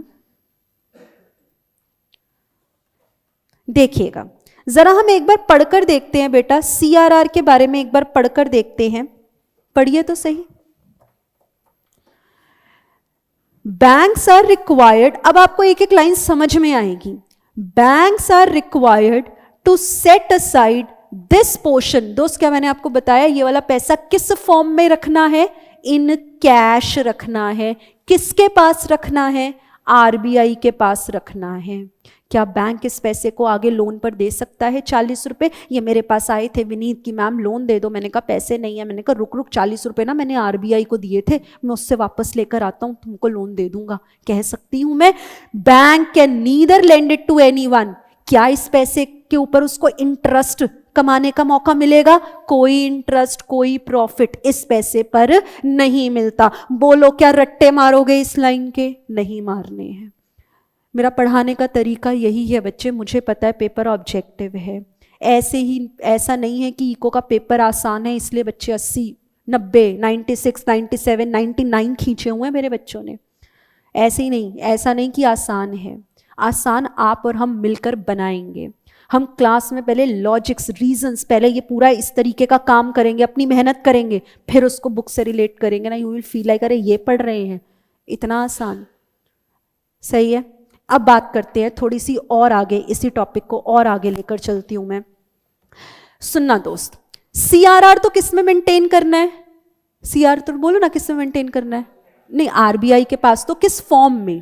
कैश में। जरा बात करते हैं SLR की। SLR किस में मेंटेन होता है? SLR इज मेंटेन्ड इन, अभी टाइम मिला तो अभी I will give you time to note it down, नहीं तो घर पे जाके आप जो है लिख लेना। मेरी रिक्वेस्ट आपसे ये रहेगी, मैं कुछ ज़्यादा तो नहीं लिखवाऊंगी, अभी इनिशियल डेज है, आपको समझाना है तो ये पूरा हम प्रोसेस कर रहे हैं। तो अगर आज क्लास में टाइम नहीं मिल पाया, घर में रिकॉर्डिंग में जाके लिखना, स्क्रीनशॉट्स नहीं लेने हैं। कई बार होता है ना क्लास में, अरे टाइम नहीं मिला, फटाफट फोटोज खींच लो, बाद में कर लेंगे, ये बाद कभी नहीं आती है। मेरी क्लास में फोटो में नहीं खींचने दूंगी, नहीं लिख पाए हो कोई प्रॉब्लम नहीं है, घर पर रिकॉर्डिंग देख लेना। रिकॉर्डिंग में फिर से मेरी मधुरवाणी सुनोगे ना तो दिमाग में और बैठ जाएंगी चीज़ें, पर ये स्क्रीनशॉट लेने का चलन हमारी क्लास में नहीं चलेगा। आगे सुनेंगे। SLR इज मेंटेन्ड इन किस में बेटा? ये जाता है कैश की फॉर्म में, ये जाता है दोस्त गोल्ड की फॉर्म में, और ये मेरे दोस्त जाता है अनएनकम्बर्ड गवर्नमेंट सिक्योरिटीज की फॉर्म में। ये बीच में से मत लिखना दोस्त, शुरू से पूरा टेबल ये पहले लिखेंगे ना, बनाएंगे, तभी आप कॉन्टिन्यूटी में ये लिखना, ऐसे तोड़ तोड़ के चीजें मत लिखिएगा। सुनेंगे आगे। CRR तो कैश फॉर्म में मेंटेन होता है, लेकिन SLR मेरा कैश, गोल्ड और अनएनकम्बर्ड सिक्योरिटीज। आज तक नाम सिक्योरिटीज तो फिर भी सुना था। Now what is this unencumbered? एक होती है एनकम्बर्ड, एक होती है अनएनकम्बर्ड। सिक्योरिटीज सुना था, पर आगे जुड़े हुए कुछ अक्षर वो हम सीखेंगे। एग्जाम्पल जैसे मेरे पास बॉन्ड्स हो सकते हैं, वो एग्जाम्पल जैसे ट्रेजरी बिल्स हो सकते हैं, एग्जाम्पल जैसे गवर्नमेंट की कोई और सिक्योरिटीज हो सकती हैं। मैंने जो है कितने रखे थे एसएलआर में? 100 रुपए मैंने एसएलआर में रखे थे। तो मान लो बेटा एसएलआर का 100 रुपया मैंने 3 हिस्सों में तोड़ा। कैश में मैंने रखे 50 रुपए, फॉर एग्जाम्पल गोल्ड में मैंने रखे 30 रुपए, और गवर्नमेंट की सिक्योरिटीज में मैंने रखे 20 रुपए। हो गए ना 100 रुपए पूरे? हो गए 100 रुपए। अब ना दोस्त क्या होगा, ये तो हमें समझ में आता है, इसको समझते हैं अनएनकम्बर्ड क्या होता है। ये वाला पैसा मैंने एसएलआर में क्यों रखा है? ताकि जब मुझे कोई कॉन्टिंजेंसी आए, कोई इमरजेंसी सिचुएशन आए, तो वो मैं पैसा निकाल के इस्तेमाल कर लूं। ठीक है, अब मुझे बताना, ये गवर्नमेंट की सिक्योरिटीज में बॉन्ड्स में मान लो सरकारी बॉन्ड्स में मैंने 20 रुपए जमा कराए थे और मैंने उसके बदले बॉन्ड ले लिए। मुझे सोचिएगा और बताइएगा, क्या बेटा इस बॉन्ड का इस्तेमाल करके, भाई मेरे पास बॉन्ड है ना, मेरे पास वो बॉन्ड है, उस बॉन्ड का इस्तेमाल करके ना मैंने कहीं और से, मैं कौन? बैंक ने उस बॉन्ड को कहीं और देकर उसके अगेंस्ट लोन ले लिया। कर सकता है ये ऐसा काम? कर सकता है, पक्का कर सकता है। सोच लो, मेरा सवाल फिर से, मैंने क्या बोला? 20 रुपए की सिक्योरिटीज बॉन्ड्स में मैंने पैसा लगाया, वो बॉन्ड बैंक ने इस्तेमाल कर लिया लोन लेने के लिए, इन सिक्योरिटीज को मोर्टगेज रख दिया। ये भाई सिक्योरिटी के रूप में पकड़ मेरा 20 रुपए का बॉन्ड और 20 रुपए के मेरे को कैश दे दे। कर सकता है बैंक? कर सकता है? दूर की सोचो, कर सकता है? करेगा? अरे गलत बोलो ना, क्या जाता है? मुझे भी पता है आपको नहीं आता। जब मैंने पहली बार पढ़ा होगा मुझे भी नहीं शायद आता होगा। सो नॉलेज तो बांटने से जो है वो बढ़ेगी, है ना? तो गलत दो बोलो, but you have to be interactive, चुप नहीं रहना है। बोलो, क्या ये 20 रुपए के अगेंस्ट लोन ले सकता है? ले तो सकता है। लेगा? नहीं लेगा। मान लो ले लिया, फिर आरबीआई आके पकड़ेगा, कहेगा तेरे को बोला था ना 100 रुपए रख एसएलआर में, तूने तो 20 रुपए दे दिए बॉन्ड्स वाले, तुमने तो सिर्फ 80 रुपए ही मेंटेन किए, लगाओ पेनल्टी। समझो बात को, मेंटेन बॉन्ड्स में पैसा करना है, एसएलआर इन 3 रूपों में ही मेंटेन होगा। सीआरआर तो कैश में जाएगा, पर एसएलआर इन 3 फॉर्म्स में मेंटेन होता है।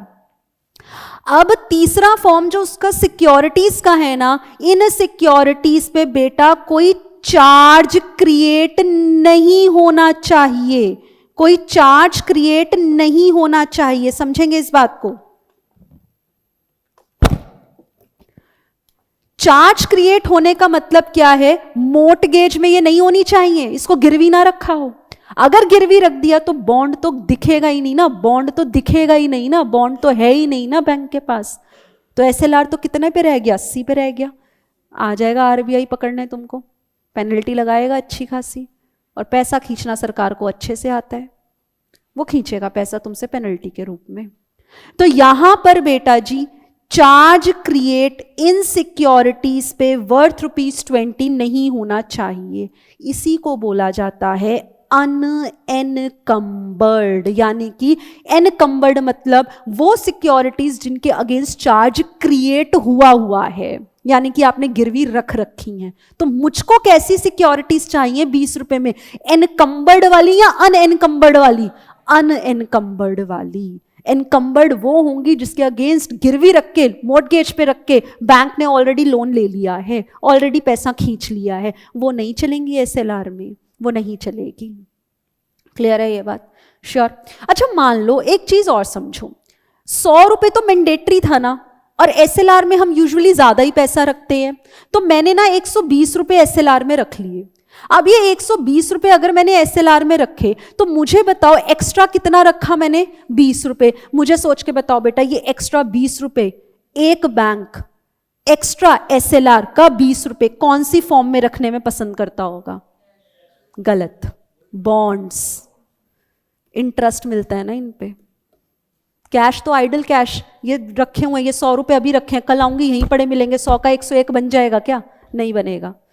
तुमको मेंटेन करना है ना, मेंटेन किया हुआ है तो बॉन्ड्स में करते हैं ना, इंटरेस्ट कमाई होगी ना अपने को, क्योंकि आरबीआई तो सीआरआर पे इंटरेस्ट देता नहीं, कैश पड़े पड़े मेरे को कोई इंटरेस्ट देगा नहीं। गोल्ड भी भाई वैल्यू ठीक है बढ़ेगी उसकी, पर एज इन कोई एक्टिव कैश तो तुमको नहीं दिख रहा होगा ना आते हुए। तो अपन एक बैंक यूजुअली एसएलआर का पैसा ज्यादा भी रखता है, और ज्यादा वाला पैसा किस में रखने की कोशिश करता है? बॉन्ड्स में रखने की कोशिश करता है, बिकॉज ये पैसा तुमको इंटरेस्ट कमा के देगा, और वो वाला पैसा इंटरेस्ट वाला ये जो बॉन्ड्स में मिलेगा वो तो बैंक का अपना पैसा है ना, जहां मर्जी इस्तेमाल करेगा वो बाद में। क्लियर है ये बात?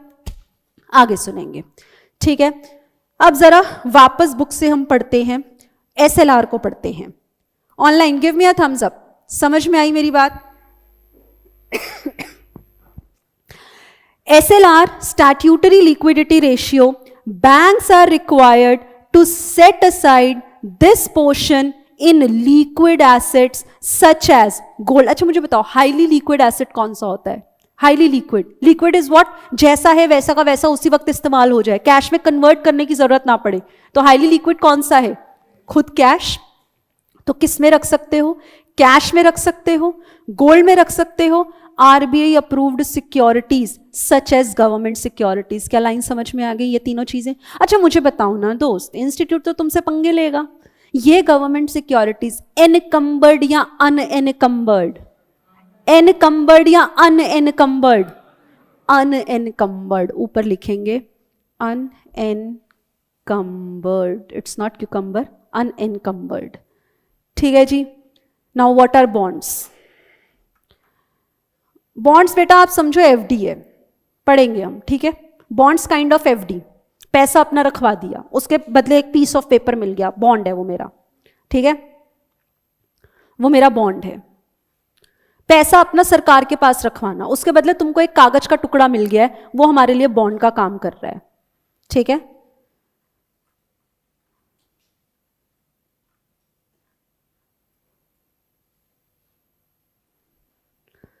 चलेंगे, सुनेंगे आगे। बैंक्स आर अलाउड, बोलो ना बेटा, जो पैसा सिक्योरिटीज के रूप में रखा है उस पर इंटरेस्ट मिलता है? उस पर मिलता है। हाँ वो बात अलग है कि इंटरेस्ट बहुत कम होता है, पर इंटरेस्ट मिलता है। क्या हमें ये दोनों बातें समझ में आई हैं? श्योर। मैं आगे यहाँ लिख रही हूँ ऑल अबाउट इनकम्बर्ड और अनइनकम्बर्ड, तो आप लोग जो है नोट कर लेना। एक काम करो, साथ में अब नोट करना स्टार्ट कर दो, सो दैट मैं आपको आगे की बातें लिखवा पाऊँ। Is it visible? Is it visible? तो मैं साइड वाला पोर्शन यूज कर लूंगी, स्क्रॉल करना नहीं पड़ेगा, ठीक है ना? विजिबल होगा? थोड़ा सा और कर दें इसको जूम। ओके ओके, चलिएगा। तो आप लोग ऐसे कॉलम्स नहीं बनाना, आप लोग नीचे ही कॉन्टिन्यूटी में लिखना, मैं साइड में लिख रही हूं ताकि आप लोग नोट कर पाओ।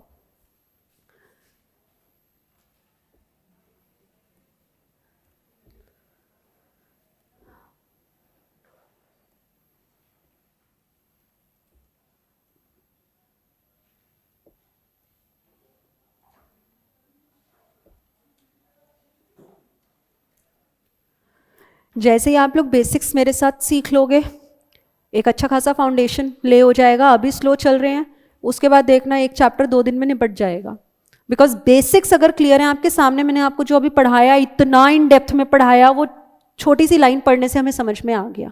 सो लॉजिक्स के साथ दोस्त चलेंगे, मेरे साथ बिना लॉजिक्स के हम काम नहीं करने वाले हैं, ठीक है। कितना इंटरेस्ट होता है वो अलग अलग बॉन्ड्स होते हैं बेटा, वो गोल्ड सोविनियर बॉन्ड्स भी होते हैं, अलग अलग बॉन्ड्स होते हैं, ठीक है। अलग अलग रेट्स होते हैं, सबके लिए अलग अलग रेट होता है। कितना इंटरेस्ट होता है उससे हम लोग कंसिडर उसको नहीं कर रहे, जैसा बॉन्ड होगा उस पर अलग रेट होगा, ठीक है। अनएनकम्बर्ड मतलब जिनको आपने लोन लेने के लिए अभी इस्तेमाल नहीं किया है, ठीक है। मान लो लेट अस से ये मेरे पास एक बॉन्ड है, किन्होंने पूछा है, भूपेश। मान लीजिए ये 1 रुपये, इसको मत समझना, इसको बॉन्ड समझना। ये बॉन्ड 1 रुपये का बॉन्ड किसी को देकर मैं 1 रुपये कैश नहीं ले सकती। अगर ले लिया यानी कि इसके अगेंस्ट चार्ज क्रिएट हो गया, मोर्टगेज गिरवी रख दी मैंने, तो ये सिक्योरिटी अब एनकम्बर्ड बन गई है। इसको किसी और को नहीं देना, इसके अगेंस्ट किसी और से लोन नहीं लेना, अनएनकम्बर्ड। ठीक है दोस्त, मुझे बताएंगे, ऑनलाइन से एक सवाल आया, मुझे आपसे पूछना है, मैम एसएलआर करंट रेट 18% है क्या बैंक 18% से ज्यादा एसएलआर बना सकता है? Did I answer this question? Yes दोस्त, फिजिकली नहीं, मेंटली प्रेजेंट होना है। ठीक है, प्रोमिसरी नोट, बिल्स, ये सब क्या होते हैं? कुछ नहीं होते हैं, ये सिर्फ एक पीस ऑफ पेपर होते हैं। अननेसेसरी बेटा चीजों को कॉम्प्लिकेट मत करो, जब वो टॉपिक आएगा लेट यू नो।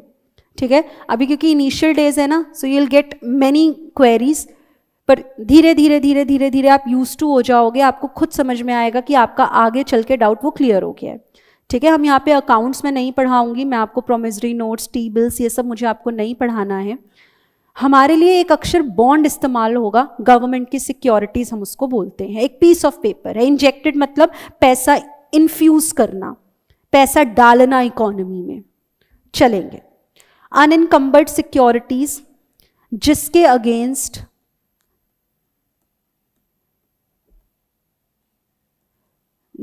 अगेंस्ट कोई लोन, जिसके अगेंस्ट कोई लोन लिया जा सकता है। आप इंग्लिश में लिखना चाहो जैसे वो आपकी इच्छा है, पर मुझे ये लग रहा है कि हम ऑब्वियसली पेपर सब्जेक्टिव नहीं है कि मैं आपको फैंसी इंग्लिश में वर्ड्स लिखवा दूं, हमारा काम समझने का है। So I tried my level best कि हम उसको मिक्स रखें ताकि जब आप एक ही बारी में रीड करो तो वो दिमाग में घुस जाए। बाकी आपकी इच्छा रहेगी, आप इसको इंग्लिश में कन्वर्ट करके लिखना है, आप लिख सकते हो। यस शुभम, आपका आंसर दोस्त यस है। ठीक है बेटा, जिसके अगेंस्ट कोई लोन लिया जा सकता है बाय बैंक्स, ये लोन कौन लेगा? Bank, bye banks, that is दो सिक्योरिटीज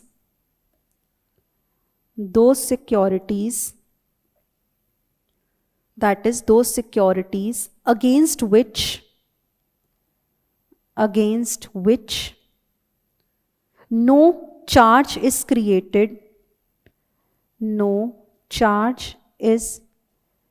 created, yet अभी तक कोई चार्ज यानी कि उसको गिरवी नहीं रखा गया है, and can be mortgaged in future for availing loan। तो अभी तक तो चार्ज नहीं क्रिएट हुआ, फ्यूचर में जब चार्ज क्रिएट होगा तो ये कौन सी सिक्योरिटी बन जाएंगी? एनकम्बर्ड। परफेक्ट, लिख लीजिएगा। फिर हम थोड़ा सा नेक्स्ट पार्ट पर आएंगे। एंड इफ गवर्नमेंट से लोन ले लिया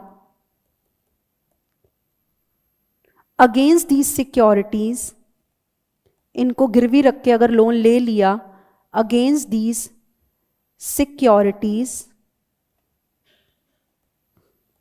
they are now encumbered securities, they are now encumbered securities। चलिएगा,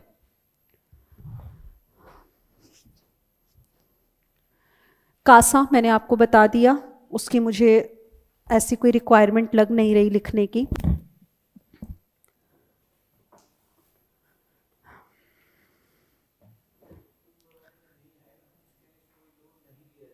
जिसके अगेंस्ट अनएनकम्बर्ड वो है जिसके अगेंस्ट लोन ले तो सकते हो पर अभी तक नहीं लिया, यहीं पे आगे लिखा है ना, येट लिखा है ना। दो securities against which no charge is created yet, अभी तक नहीं लिया इसके अगेंस्ट लोन, ले तो सकते हैं पर लिया नहीं, पर जैसे ही ले लेंगे क्या बन जाएंगी? एनकम्बर्ड बन जाएंगी। करेक्ट है। चलो हाँ, कहीं पे भी अगर मुझसे कुछ ऊपर नीचे हो, you people have all the rights to rectify me, पर फिलहाल के लिए ये करेक्ट है। ठीक है दोस्त, चले आगे बढ़े, चलिएगा।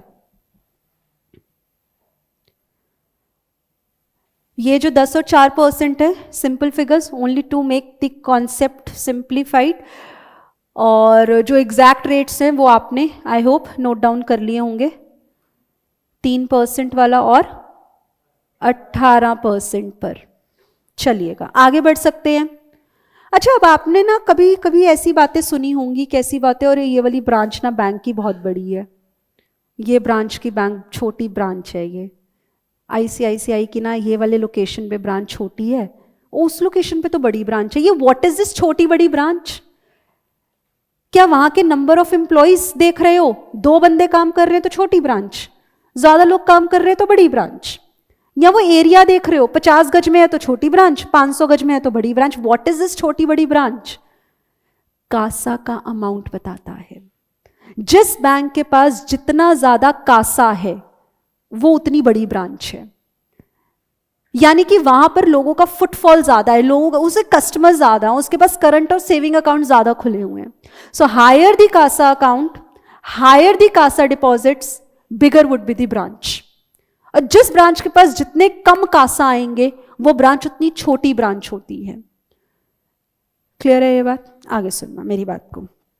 अच्छा, एक आपने ना वो भी पढ़ा होगा, एक अक्षर, net time demand deposits, NDTL, कुछ ऐसा भी पढ़ा होगा। ये क्या होता है? Net demand time liabilities. आपको ये पता है? जी बताइएगा, उधर माइक देंगे प्लीज।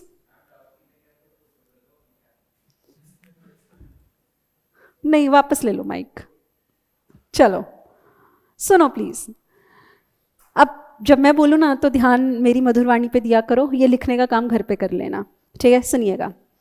तो हम बात कर रहे थे कासा की। कासा में बेटा जी, this is your current account. अरे बस बेटा, भी टाइम है, तुम हिंट मत दो, क्लास खत्म हो रही है। खांस खांस के बच्चे ना यूजुअली बॉटल गिराना शुरू कर देंगे, बुक्स गिराना शुरू कर देंगे, बाहर भाग जाएंगे। तो बेटा घड़ी बिल्कुल मेरे सामने मुझे दिखती है। हाँ, और बाहर भागने से मुझे याद आया, अननेसेसरी क्लास से ये आवागमन कम करना, आ रहे हो जा रहे हो, ये बहुत ना बड़ा एक रीज़न होता है क्लास में डिस्टर्बेंस क्रिएट करने का। जो बोल रहा है वो भी भूल जाता है कि मैं क्या बोल रही थी, क्योंकि ध्यान भटकता है। और अगर मेरे पढ़ाने में थोड़ा सा भी ब्रेक आया तो आपके करियर में ब्रेक आएगा। तो प्लीज़ कोशिश करना कि मुझे डिस्टर्बेंस ना पहुंचे, क्योंकि यूजुअली बच्चा, कोई कॉल आया है, बच्चा बाहर भागेगा, अरे बोर हो गया, अभी तक तो सही चल रहा था, अब दिमाग से ऊपर से निकल रहा है, बाहर चला जाएगा। वॉशरूम जाना है, 5 मिनट की जगह 15 मिनट जाएगा। ये प्लीज़, मैं on a very serious note, I won't allow this. आपको अगर बाहर जाना है, देखो वॉशरूम जाना है, एक वैलिड रीज़न है, 5, 7, 10 मिनट, इतना तो इंसान, ठीक है, लग गया टाइम। अब आप कहो कि एक बच्चा गया है, आधे घंटे बाद वापस आया, मैंने पूछा बेटा कहाँ थे? मैम वॉशरूम गए थे। मैं अलाउ नहीं करूँगी वापस वो एंट्री। तो ये मेरी आपसे प्लीज़ रिक्वेस्ट है, अगर बहुत जेन्युइन रीज़न है, yes you are allowed to go outside, पर वो जो एक हैबिट बना लेते हो ना, हर 10-10 मिनट बाद, क्योंकि कमर सीधी करनी है, 10 मिनट बाहर चले जाएं, पानी पीना है बाहर चले जाएं, बॉटल भरनी है बाहर चले जाएं, ये प्लीज़ नहीं करेंगे आप लोग। सुनेंगे आगे। So CASA, current account, saving account, आगे सुनेंगे मेरे दोस्त। मुझे तो बोलो, इंटरेस्ट मिलेगा क्या इस पे? नहीं मिलेगा। और इस पे मिलता है क्या? इस पर मिलता है।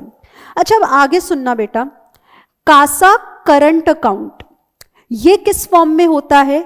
इसको बेटा मैं डिमांड डिपॉजिट्स बोलती हूँ ना। What is this demand deposit? जब मैंने पैसा डिमांड किया तब बैंक मुझे दे देगा। जैसे मेरे सेविंग अकाउंट में अगर पैसा पड़ा है, करंट अकाउंट में, सेविंग अकाउंट में अगर मैं बात करूँ, दोनों का ही, ये मैं दोनों पे इसको इस तरीके से लिख देती हूँ, चाहे कासा है या मैं अभी दोबारा लिखती हूँ।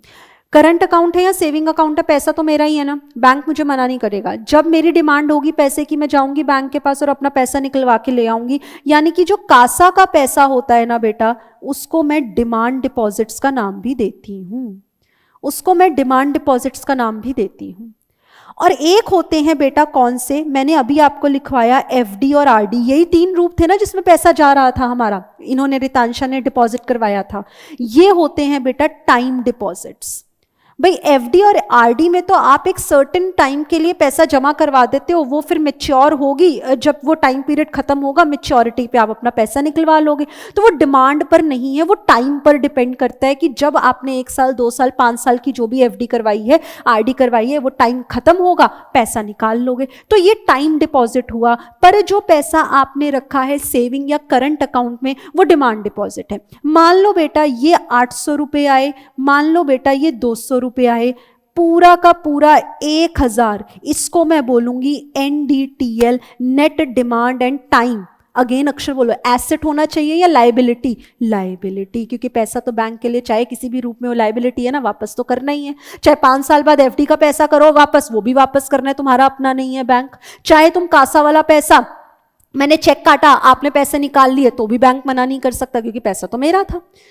तो इसलिए ये net demand and time assets नहीं होते, ये लाइबिलिटीज होते हैं। ये सब अक्षर पढ़े होंगे, पर कितना आपको मेमोराइज्ड है, कितना आपने रट्टे मारे थे, कितने आपने लॉजिकली याद किया था, वो मुझे नहीं पता। सो मेरा काम बिल्कुल स्क्रैच जीरो से, मेरी क्लास में तो वो बच्चा भी बैठ के जो है समझ पाएगा जिसने आज तक इकोनॉमी अक्षर भी नहीं सुना होगा। मैंने उस हिसाब से आपको समझा दिया। एनी हाउ, अब मुझे बताओ SLR और CRR का जो पैसा मुझे रखना है, अगर मैं एक्चुअल फिगर्स बात करूं 3 और 18%, या मैं अपनी बुक वाली बात करूं जो मैंने एग्जांपल लिया 10 और 4% का, वो मुझको 800 पे, 200 पे या 1000 पे, किस पे रखना है? 1000 पे। नेट डिमांड टाइम लाइबिलिटीज का जो पैसा होता है उसके ऊपर CRR और SLR जो है वो रखा जाता है। Higher the CASA deposits, bigger would be the branch and vice versa. Correct है? चलेंगे अब आगे सुनेंगे बेटा।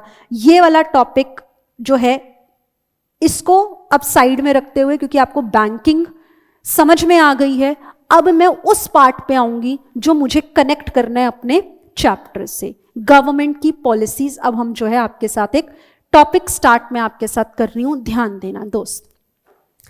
गवर्नमेंट की जो पॉलिसीज होती हैं 2 तरह की होती हैं, और दोनों ही तरह की हमें पढ़नी है, दोनों ही तरह की हमें पढ़नी है। पहली कौन सी बेटा? Monetary policy. मॉनेटरी पॉलिसी ये कौन से चैप्टर में है? ये है मेरा यूनिट 8, 9 एंड 10। दूसरी तरह की पॉलिसीज होती हैं बेटा फिस्कल पॉलिसीज, और ये कौन से है? ये है मेरा यूनिट नंबर 4, 5, 6 एंड 7। मेरी मॉनेटरी पॉलिसीज बेटा बनाता है RBI। अब तक तो आपको समझ में आ ही गया होगा, RBI के कॉन्टेक्स्ट में हमने बातें की हैं। मेरी फिस्कल पॉलिसी मेरे लाल बनाता है गवर्नमेंट ऑफ इंडिया। करेक्ट है? ओके बेटा, ये वाली पॉलिसीज भी 2 तरह की होती हैं आगे, और बेटा ये वाली पॉलिसीज भी 2 तरह की होती हैं आगे। मेरे दोस्त, मॉनेटरी पॉलिसीज 2 तरह की कौन सी होती हैं? एक होती है मेरा बच्चा एक्सपेंशनरी पॉलिसीज, दूसरी होती है मेरे लाल कॉन्ट्रैक्शनरी पॉलिसीज। कॉन्ट्रैक्शनरी का मेरे बच्चा दूसरा नाम होता है एंटी इन्फ्लेशनरी। Anti inflationary. ऐसे ही मेरे दोस्त फिस्कल पॉलिसीज 2 तरह की थी, कौन सी होती हैं? ये भी होती हैं एक्सपेंशनरी पॉलिसीज, ये भी होती हैं कॉन्ट्रैक्शनरी पॉलिसीज, और इसमें भी कॉन्ट्रैक्शनरी का दूसरा नाम एंटी इन्फ्लेशनरी होता है। वेरी गुड, बढ़िया। आगे चलो फिर। करेक्ट है? अब सुनना ध्यान से, मेरी बात को ना बिल्कुल फोकस यहां पर। I want answers. एक्सपेंशन का मतलब कुछ बढ़ाना या कम करना, बढ़ाना। कॉन्ट्रैक्शन का मतलब बढ़ाना या कम करना, कम करना। हम RBI की मॉनेटरी पॉलिसी पढ़ रहे हैं। जो राइट साइड वाला पार्ट है फिस्कल पॉलिसी, वो हम फिस्कल पॉलिसी में डिस्कस करेंगे, और फिर से उस चैप्टर में मैं वापस इसी वाले चार्ट को रेफर करूंगी, पर बनवा एक साथ दिया for comparison purposes. Expansionary policy का मतलब क्या है? चीजों को बढ़ाना। अब वो कौन सी चीज को बढ़ाना है? बोलो बोलो, सही बोल रहे हो, मनी सप्लाई को बढ़ाना है। कॉन्ट्रैक्शनरी मतलब किसी चीज को कम करना। किसको कम करना? मनी सप्लाई को। मेरे दोस्त, इकोनॉमी में ना इन्फ्लेशन चल रहा है, मतलब पैसा लोगों के पास ज्यादा है या कम है? ज्यादा हो गया। पैसा लोगों के पास ज्यादा होना, मनी सप्लाई बढ़ा हुआ है या कम है? ऑलरेडी बढ़ा हुआ है। तो मेरा आरबीआई ऑलरेडी ज्यादा मनी सप्लाई को और ज्यादा करने के लिए पॉलिसी बनाएगा या कम करने के लिए? कौन से नाम की पॉलिसी बनाएगा? कॉन्ट्रैक्शनरी। बच्चा बड़ा परेशान होता है। एक्सपेंशनरी पॉलिसीज तब बनेंगी जब मनी सप्लाई क्या करना है, ऑलरेडी एक्सपैंड हुआ है। नहीं, एक्सपेंशनरी पॉलिसी तब बनेंगी जब एक्सपैंड करना है, ऑलरेडी नहीं हुआ। ये नाम के बिल्कुल ऑपोजिट है। एक्सपेंशनरी पॉलिसी तब बनेगी जब मनी सप्लाई को एक्सपैंड करना है या ऑलरेडी हुआ है, करना है। कॉन्ट्रैक्शनरी पॉलिसीज तब बनेंगी जब मनी सप्लाई को कॉन्ट्रैक्ट करना है या ऑलरेडी कम है, करना है। समझ में आई मेरी बात? तो मुझे ना सोच के बताओ, एक्सपेंशनरी मॉनेटरी पॉलिसी अगर मैं बना रही हूं तो मैं कंट्रोल करना चाहती हूं। अक्षर मुझे बताना क्या कंट्रोल करना है, इन्फ्लेशन या डिफ्लेशन?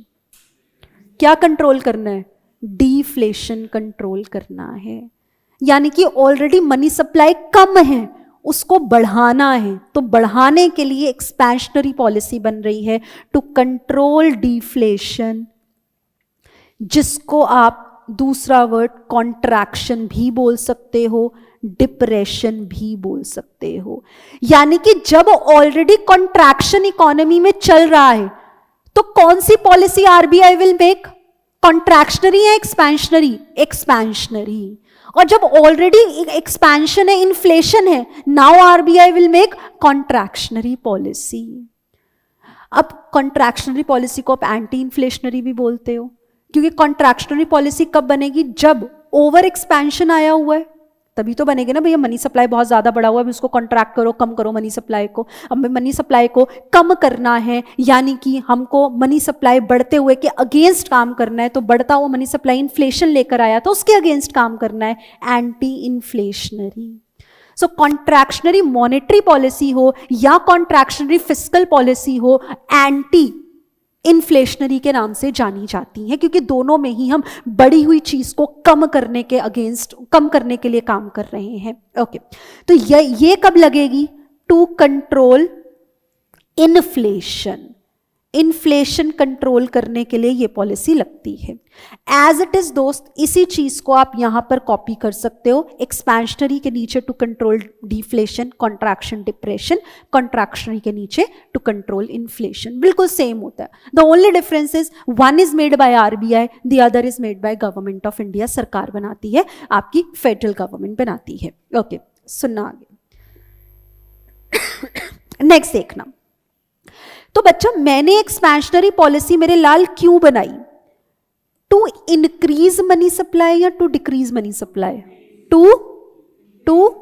फिर से to increase money supply. Expand करना था ना मनी सप्लाई को। और ये क्यों बनाई मैंने?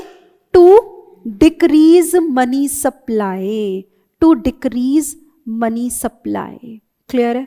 तो ये वाला ना, आप जो राइट साइड वाला है ना, उसको मत लिखो।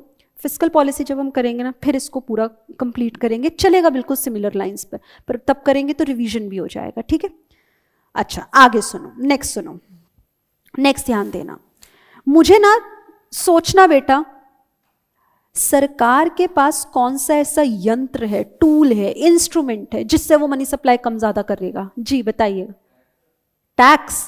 गलत। टैक्स फिस्कल पॉलिसी का टूल है। एक सिंगल वर्ड चाहिए मुझे। सीआरआर रेपो रेट बिल्कुल करेक्ट है। Interest rate, interest rate. हाँ, अदर टूल्स वो सीआरआर, एसएलआर, वो सब हैं, वो सब पढ़ना है।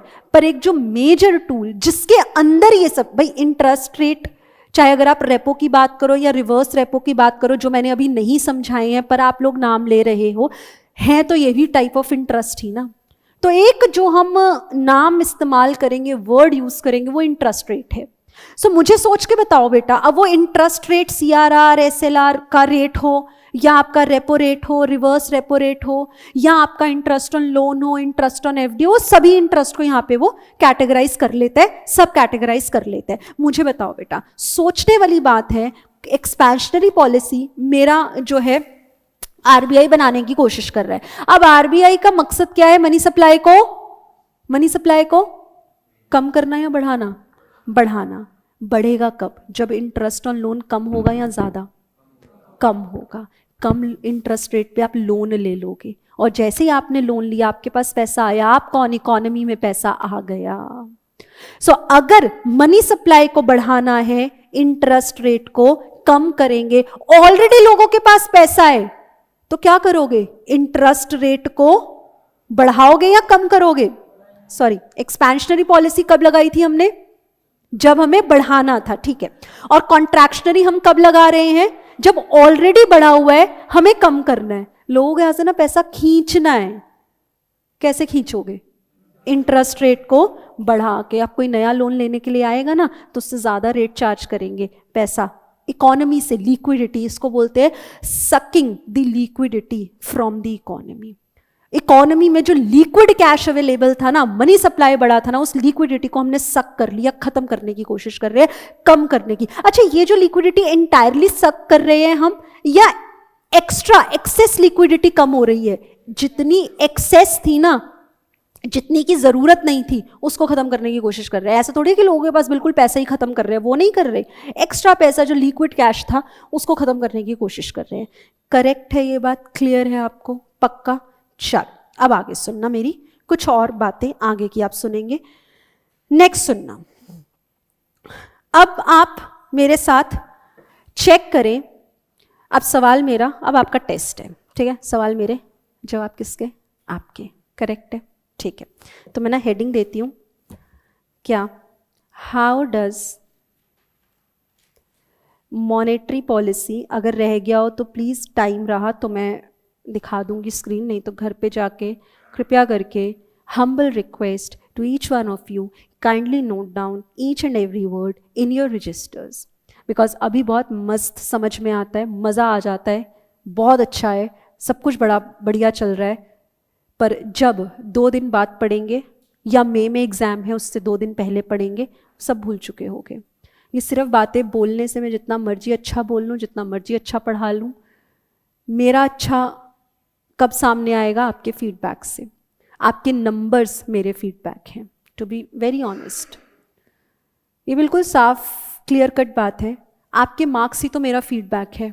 मैं अभी क्लास में जितना मर्जी इंजॉयमेंट करा दूँ, जितना मर्जी हंसी मजाक करवा दूँ, अल्टीमेटली क्लास तो बड़ी अच्छी चली पर नंबर नहीं आए। चलेगा क्या आपको? क्लास की मौज मस्ती, बड़ा मज़ा आ गया, टाइम तो पता ही नहीं चला, 2-3 महीने मेरे साथ कैसे बीत गए, एग्जाम में नंबर नहीं आए, चलेगा क्या? नहीं चलेगा। So obviously we have to strike a balance, किसके बीच में? Between enjoyment and between studies. So if I'm telling you to write something in your notebook, and if you are not able to write it in the class, kindly make sure that you do the same work when you are at your home.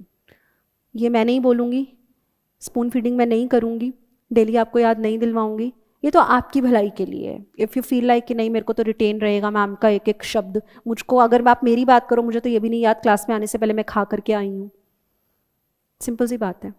मैं पढ़ाती हूँ, ये देखो मेरे तो अपने notes में बना के, मैं भी तो चाहूँ तो बिना नोट्स के मैं पढ़ा नहीं सकती, मुझे पढ़ाना आता है बेटा, ऐसा नहीं है, ऐसा नहीं है। It is only to make sure कि मैं सब कुछ, एक एक पॉइंट जो है मैं सब कुछ आपको बता कर जाऊँ। ऐसा नहीं है मैं बंद भी कर दूँगी, मैं कोई आपको फर्स्ट टाइम नहीं पढ़ा रही हूँ, ऐसा नहीं है, आता नहीं है, याद नहीं है, कि कोई पॉइंट स्किप ना हो जाए, है तो हम भी ह्यूमंस ना।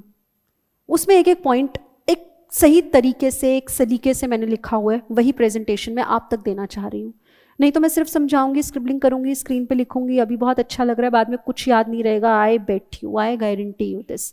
26 चैप्टर्स पढ़ने हैं, 1-2 नहीं। और मुझे तो सिर्फ इकोनॉमिक्स पढ़ाना है, you have 3 other subjects as well to manage, तो कितना याद रख लोगे? सो प्लीज़, अगर मैंने आपको कुछ कहा है कि आपको लिखना है और क्लास में हम नहीं लिख पाए, मेक श्योर आप घर पे वो काम कर लो। सुनेंगे आगे।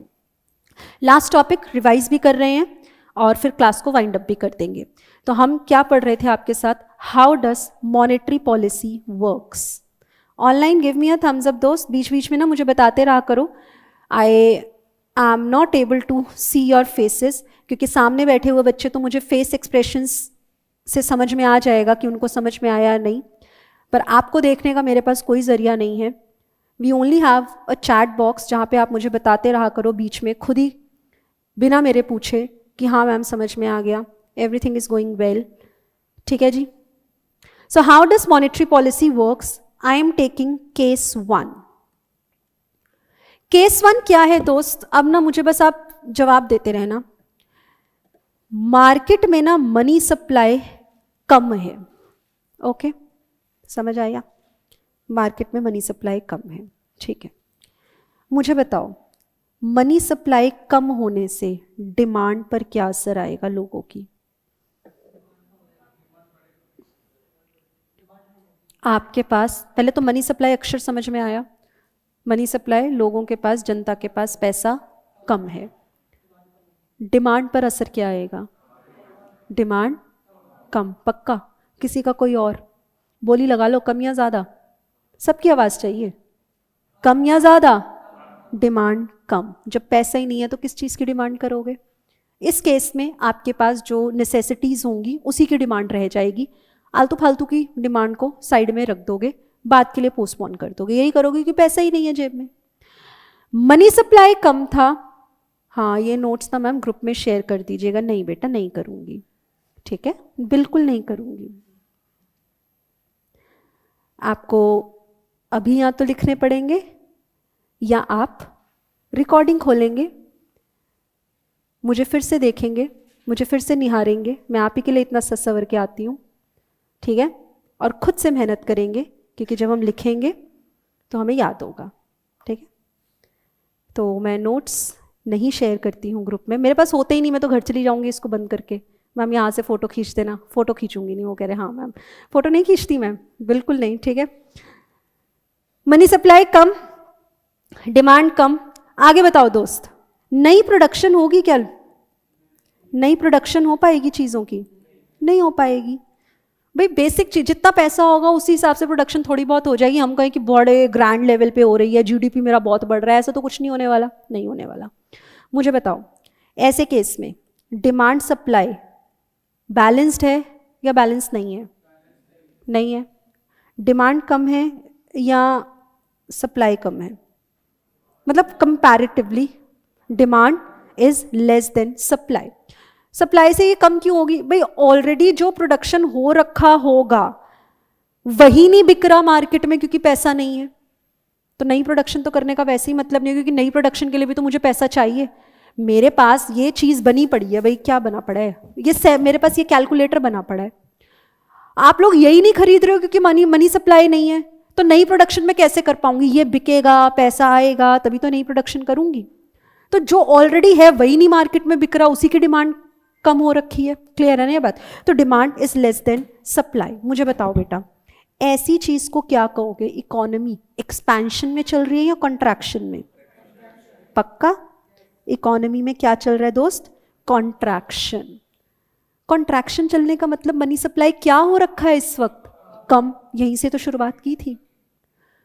अब मुझे बताइएगा, मनी सप्लाई को कंट्रोल करने के लिए, अगर ज्यादा है तो कम करने के लिए, कम है तो बढ़ाने के लिए कौन बीच में आएगा? आरबीआई. आरबीआई क्या बनाएगी? फिस्कल या monetary? Monetary policy. Monetary policy कौन सी वाली बनाएगी? एक्सपेंशनरी या कॉन्ट्रैक्शनरी? एक्सपेंशनरी, क्योंकि मनी सप्लाई को बढ़ाना है. अरे एक्सपेंशनरी पॉलिसी बनाएगी मनी सप्लाई को बढ़ाने के लिए. तो इसको इंटरेस्ट रेट को ये क्या करेगी? कम या ज्यादा? इंटरेस्ट रेट आरबीआई क्या करेगी? कम कर देगी. लोन सस्ते पे अवेलेबल होंगे तभी तो जाके पैसा मांगोगे. अगर इंटरेस्ट रेट और बढ़ा देगी तो आप जाओगे क्या लोन लेने? आपके पास वापस भी तो पैसा करने के लिए पैसा होना चाहिए. जब आपके पास खुद के पास पैसा नहीं है तभी तो बैंक से लोन की डिमांड कर रहे हो, और बैंक भी कह रहा है अरे नखरे दिखा रहे हैं, अरे देखा देखा तुमको हम फोन करते थे ना, अरे बैंक हमसे लोन ले लो सस्ते रेट पे, तब तुमने लोन लिया नहीं, अब तुमको जरूरत है तो लो मैंने रेट बढ़ा दिया. ऐसा नहीं होता है, रिवेंज नहीं चल रहा है. तो यहां पर इंटरेस्ट रेट आरबीआई कम करेगी, लोगों को लालच देगी कि आ जाओ अभी लोन कम रेट पे मिल रहा है। तभी तो आप पैसा लेने जाओगे बैंक के पास और आपके पास पैसा आएगा तो आप उस पैसे को खर्च करोगे, आपका खर्चा किसी की इनकम बनेगी और फिर मनी सप्लाई मार्केट में दिखना शुरू होगा या कह लो कि बढ़ जाएगा। तो इंटरेस्ट रेट हुआ कम, इससे क्या हुआ, इससे loans are easily available, loans are easily available. और अब क्या होगा बेटा, अल्टीमेटली मनी सप्लाई बढ़ गया या कम हो गया, बढ़ गया। यही तो हमारा मकसद था पॉलिसी बनाने का। अच्छा, अब अगला लास्ट मुझे इसको टेबल को कंप्लीट करके बताओ। मनी सप्लाई बढ़ गया, इससे क्या हुआ, डिमांड अब क्या होने लगेगी, धीरे धीरे बढ़ने लगेगी। यानी कि अब इकोनॉमी में धीरे धीरे क्या हो रहा है, एक्सपेंशन हो रहा है। Expansion is now possible. यानी कि मैंने कौन सी पॉलिसी बनाई, एक्सपेंशनरी। एक्सपेंशनरी बेटा इसको एक और नाम मैं दे सकती हूं, एक्सपेंशनरी मॉनेटरी पॉलिसी। और दोस्त मुझे बताना, दो अक्षर मैं आपके साथ बोल रही हूँ, easing of monetary policy and the other word is tightening of monetary policy.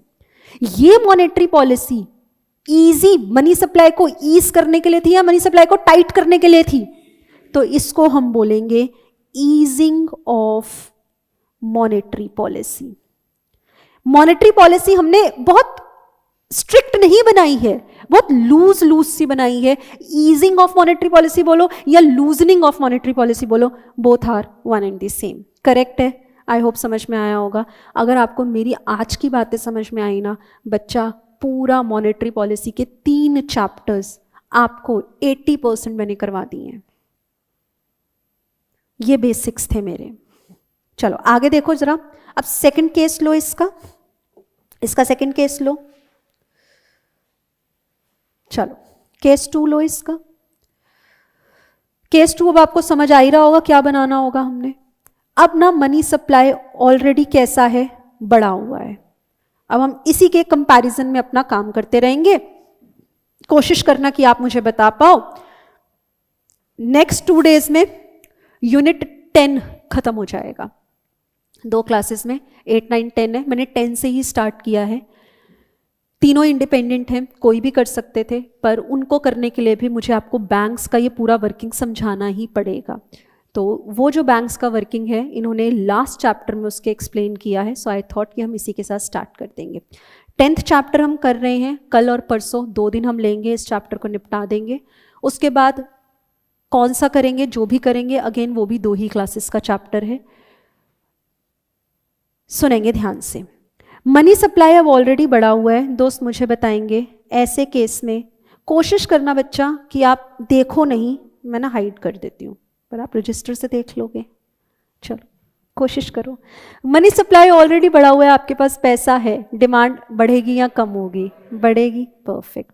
बताओ नई प्रोडक्शन पॉसिबल है, नई प्रोडक्शन पॉसिबल है। भाई जैसा बायर के पास पैसा है तो सप्लायर भी तो उसी इकोनॉमी का पार्ट है, प्रोड्यूसर भी तो इसी इकोनॉमी का पार्ट है, उसके पास भी पैसा है। सो मेरी नई प्रोडक्शन जो है वो भी मुझे दिखने लगेगी। मुझे बताओ ऐसे केस में लोगों के पास पैसा है, पैसा है, पैसा है, एकदम से डिमांड बढ़ेगी या नहीं बढ़ेगी?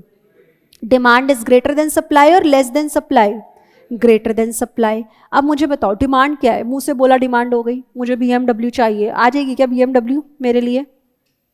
फिर प्रोडक्शन में टाइम लगेगा। तो मुझे बताइएगा ऐसे केस में कॉन्ट्रैक्शन दिखेगा या इन्फ्लेशन दिखेगा? क्योंकि प्रोडक्शन उस रेट से बढ़ नहीं सकता है, तो जो ऑलरेडी प्रोड्यूस्ड है चीज़ें उनके रेट्स बढ़ जाएंगे। अब उनके रेट्स बढ़ना यानी कि इन्फ्लेशन आना, इकोनॉमी में क्या आ गया? इन्फ्लेशन आ गया। अब क्या बेटा फिर से आरबीआई की तीसरी आंख खुलेगी, फिर आरबीआई को लगेगा अरे अरे अरे इन्फ्लेशन हो गया, मनी सप्लाई को फिर से कंट्रोल करना है। इस वक्त मकसद क्या है आरबीआई का? मनी सप्लाई को कम करना या बढ़ाना? कम करना। ऑलरेडी पैसा बहुत ज़्यादा है, तभी तो इन्फ्लेशन तक बातें पहुंच गई हैं। मनी सप्लाई को कम करने के लिए आरबीआई इंटरेस्ट रेट के साथ क्या करेगा? आरबीआई विल रेज या इंक्रीज इंटरेस्ट रेट। करेक्ट है ना ये बात? अब मुझे बताओ, अब आप बैंक से गए पैसा लेने, तो बैंक से अगर आप लोन लोगे तो सस्ते दामों पे मिलेगा या महंगे पे मिलेगा? महंगे पे मिलेगा। हमने क्या कहा? Loans now become expensive. महंगा हो गया भैया लोन लेना, नहीं ले सकते, ठीक है। और जिन्होंने लिया होगा ज़्यादा पैसा उनको पे करना पड़ रहा है इंटरेस्ट रेट के रूप में। मनी सप्लाई क्या हो गया? कम हो गया। मनी सप्लाई के कम होते ही डिमांड क्या हो जाएगी? कम हो जाएगी। क्या हम भी यही चाहते थे? अगर ये सब चाहते थे और ऐसा किया भी तो आरबीआई की पॉलिसी का नाम बोलने का कॉन्ट्रैक्शनरी, कॉन्ट्रैक्शनरी मॉनेटरी पॉलिसी, या बेटा लूजनिंग, ईजिंग या टाइटनिंग?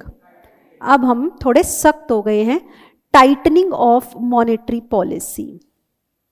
क्या मेरे दोस्त ये सब बातें आपको क्लियर हुई? हाँ, रिवाइज करवा दो एक बार। बहुत हल्के फुल्के सवाल आई आस्क यू। मैम आज फाइनेंशियल अकाउंटिंग की क्लास होगी? हाँ बिल्कुल होगी, ठीक है।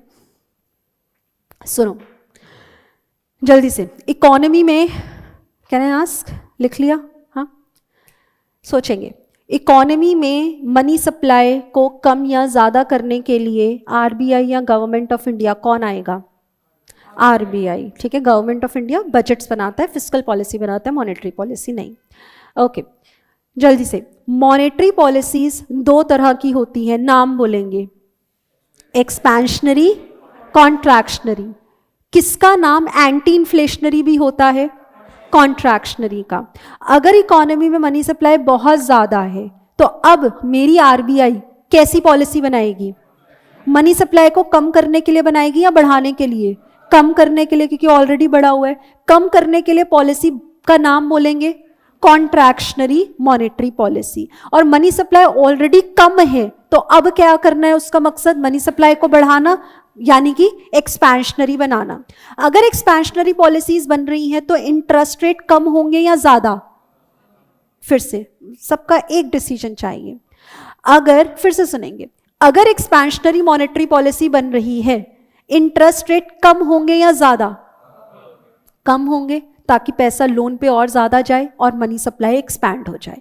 अगर कॉन्ट्रैक्शनरी मॉनेटरी पॉलिसी बन रही है तो सोच के बताओ, मेरा इंटरेस्ट रेट कम होगा या ज्यादा होगा?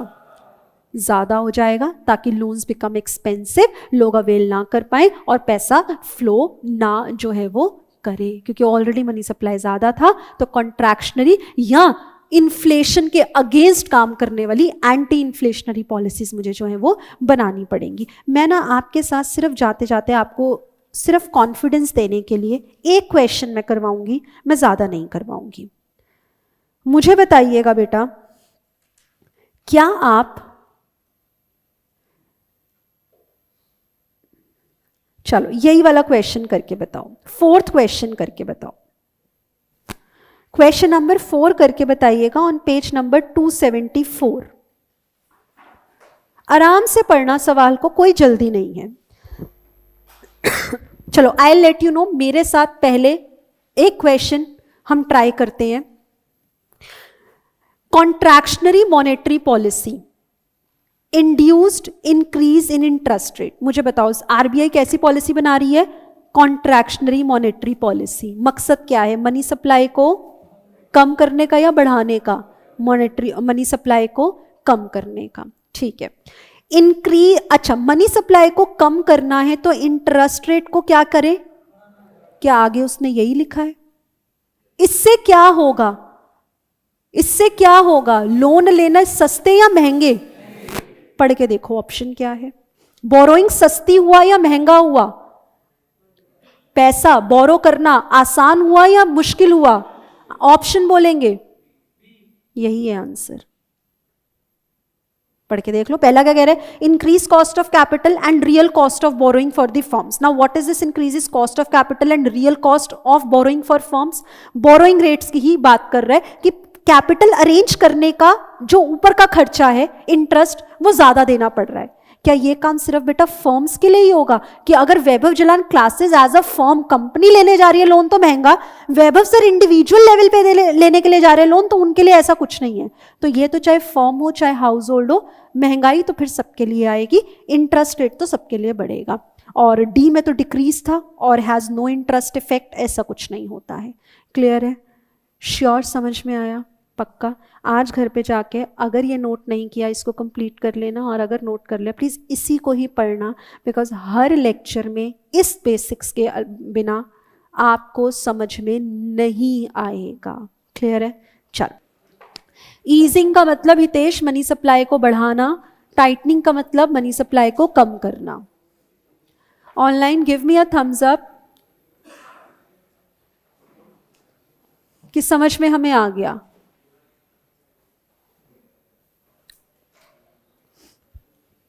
चलो, थैंक यू शुभम। चलो, I got my thumbs up. Kartik, Snehdeep, Ishmeet, Aadya, okay. और नाम बताओ, और कौन कौन है मेरे साथ? हरसिद्धि, अनुराधा, विक्टर। विक्टर तुम इंडिया से ही हो? विवेक, ओके। ये नाम नेपाल से हैं क्या आप? अच्छा, कोई ऐसा जो इंडिया के बाहर, मतलब नेपाल से आया हो, है कोई? अच्छा, जो दिल्ली के बाहर के हो? अच्छा, आप लोग दिल्ली के बाहर के हो, तो यहाँ पे कैसे, पीजी में? पीजी में रह रहे हो? गुड। ऑनलाइन आप लोग कहाँ कहाँ से हो? विक्टर आप कहाँ से हो? हाँ देखा, आई टोल्ड यू, विवेक आप नेपाल से होगे। गुड। अरे विक्टर आप कहाँ से हो? रोहतक से हैं। कार्तिक, गुड। मैम मैं मेरठ से हूँ। शुभम, ओके। अरे आप लोगों का ब्रेक है, मैं तो ऐसी बातें कर रही हूँ। पीपल कैन गो, हाँ, एंजॉय योर ब्रेक। मुंबई से, ओके, गुड। अनुराधा यूपी से हैं। तनीषा हरियाणा से, लुधियाना से, गुड। रोहतक, यूपी में कहाँ से? गुड। सोनीपत, ओके। चलो, मिलेंगे कभी आपसे ऑनलाइन दोस्त, ठीक है?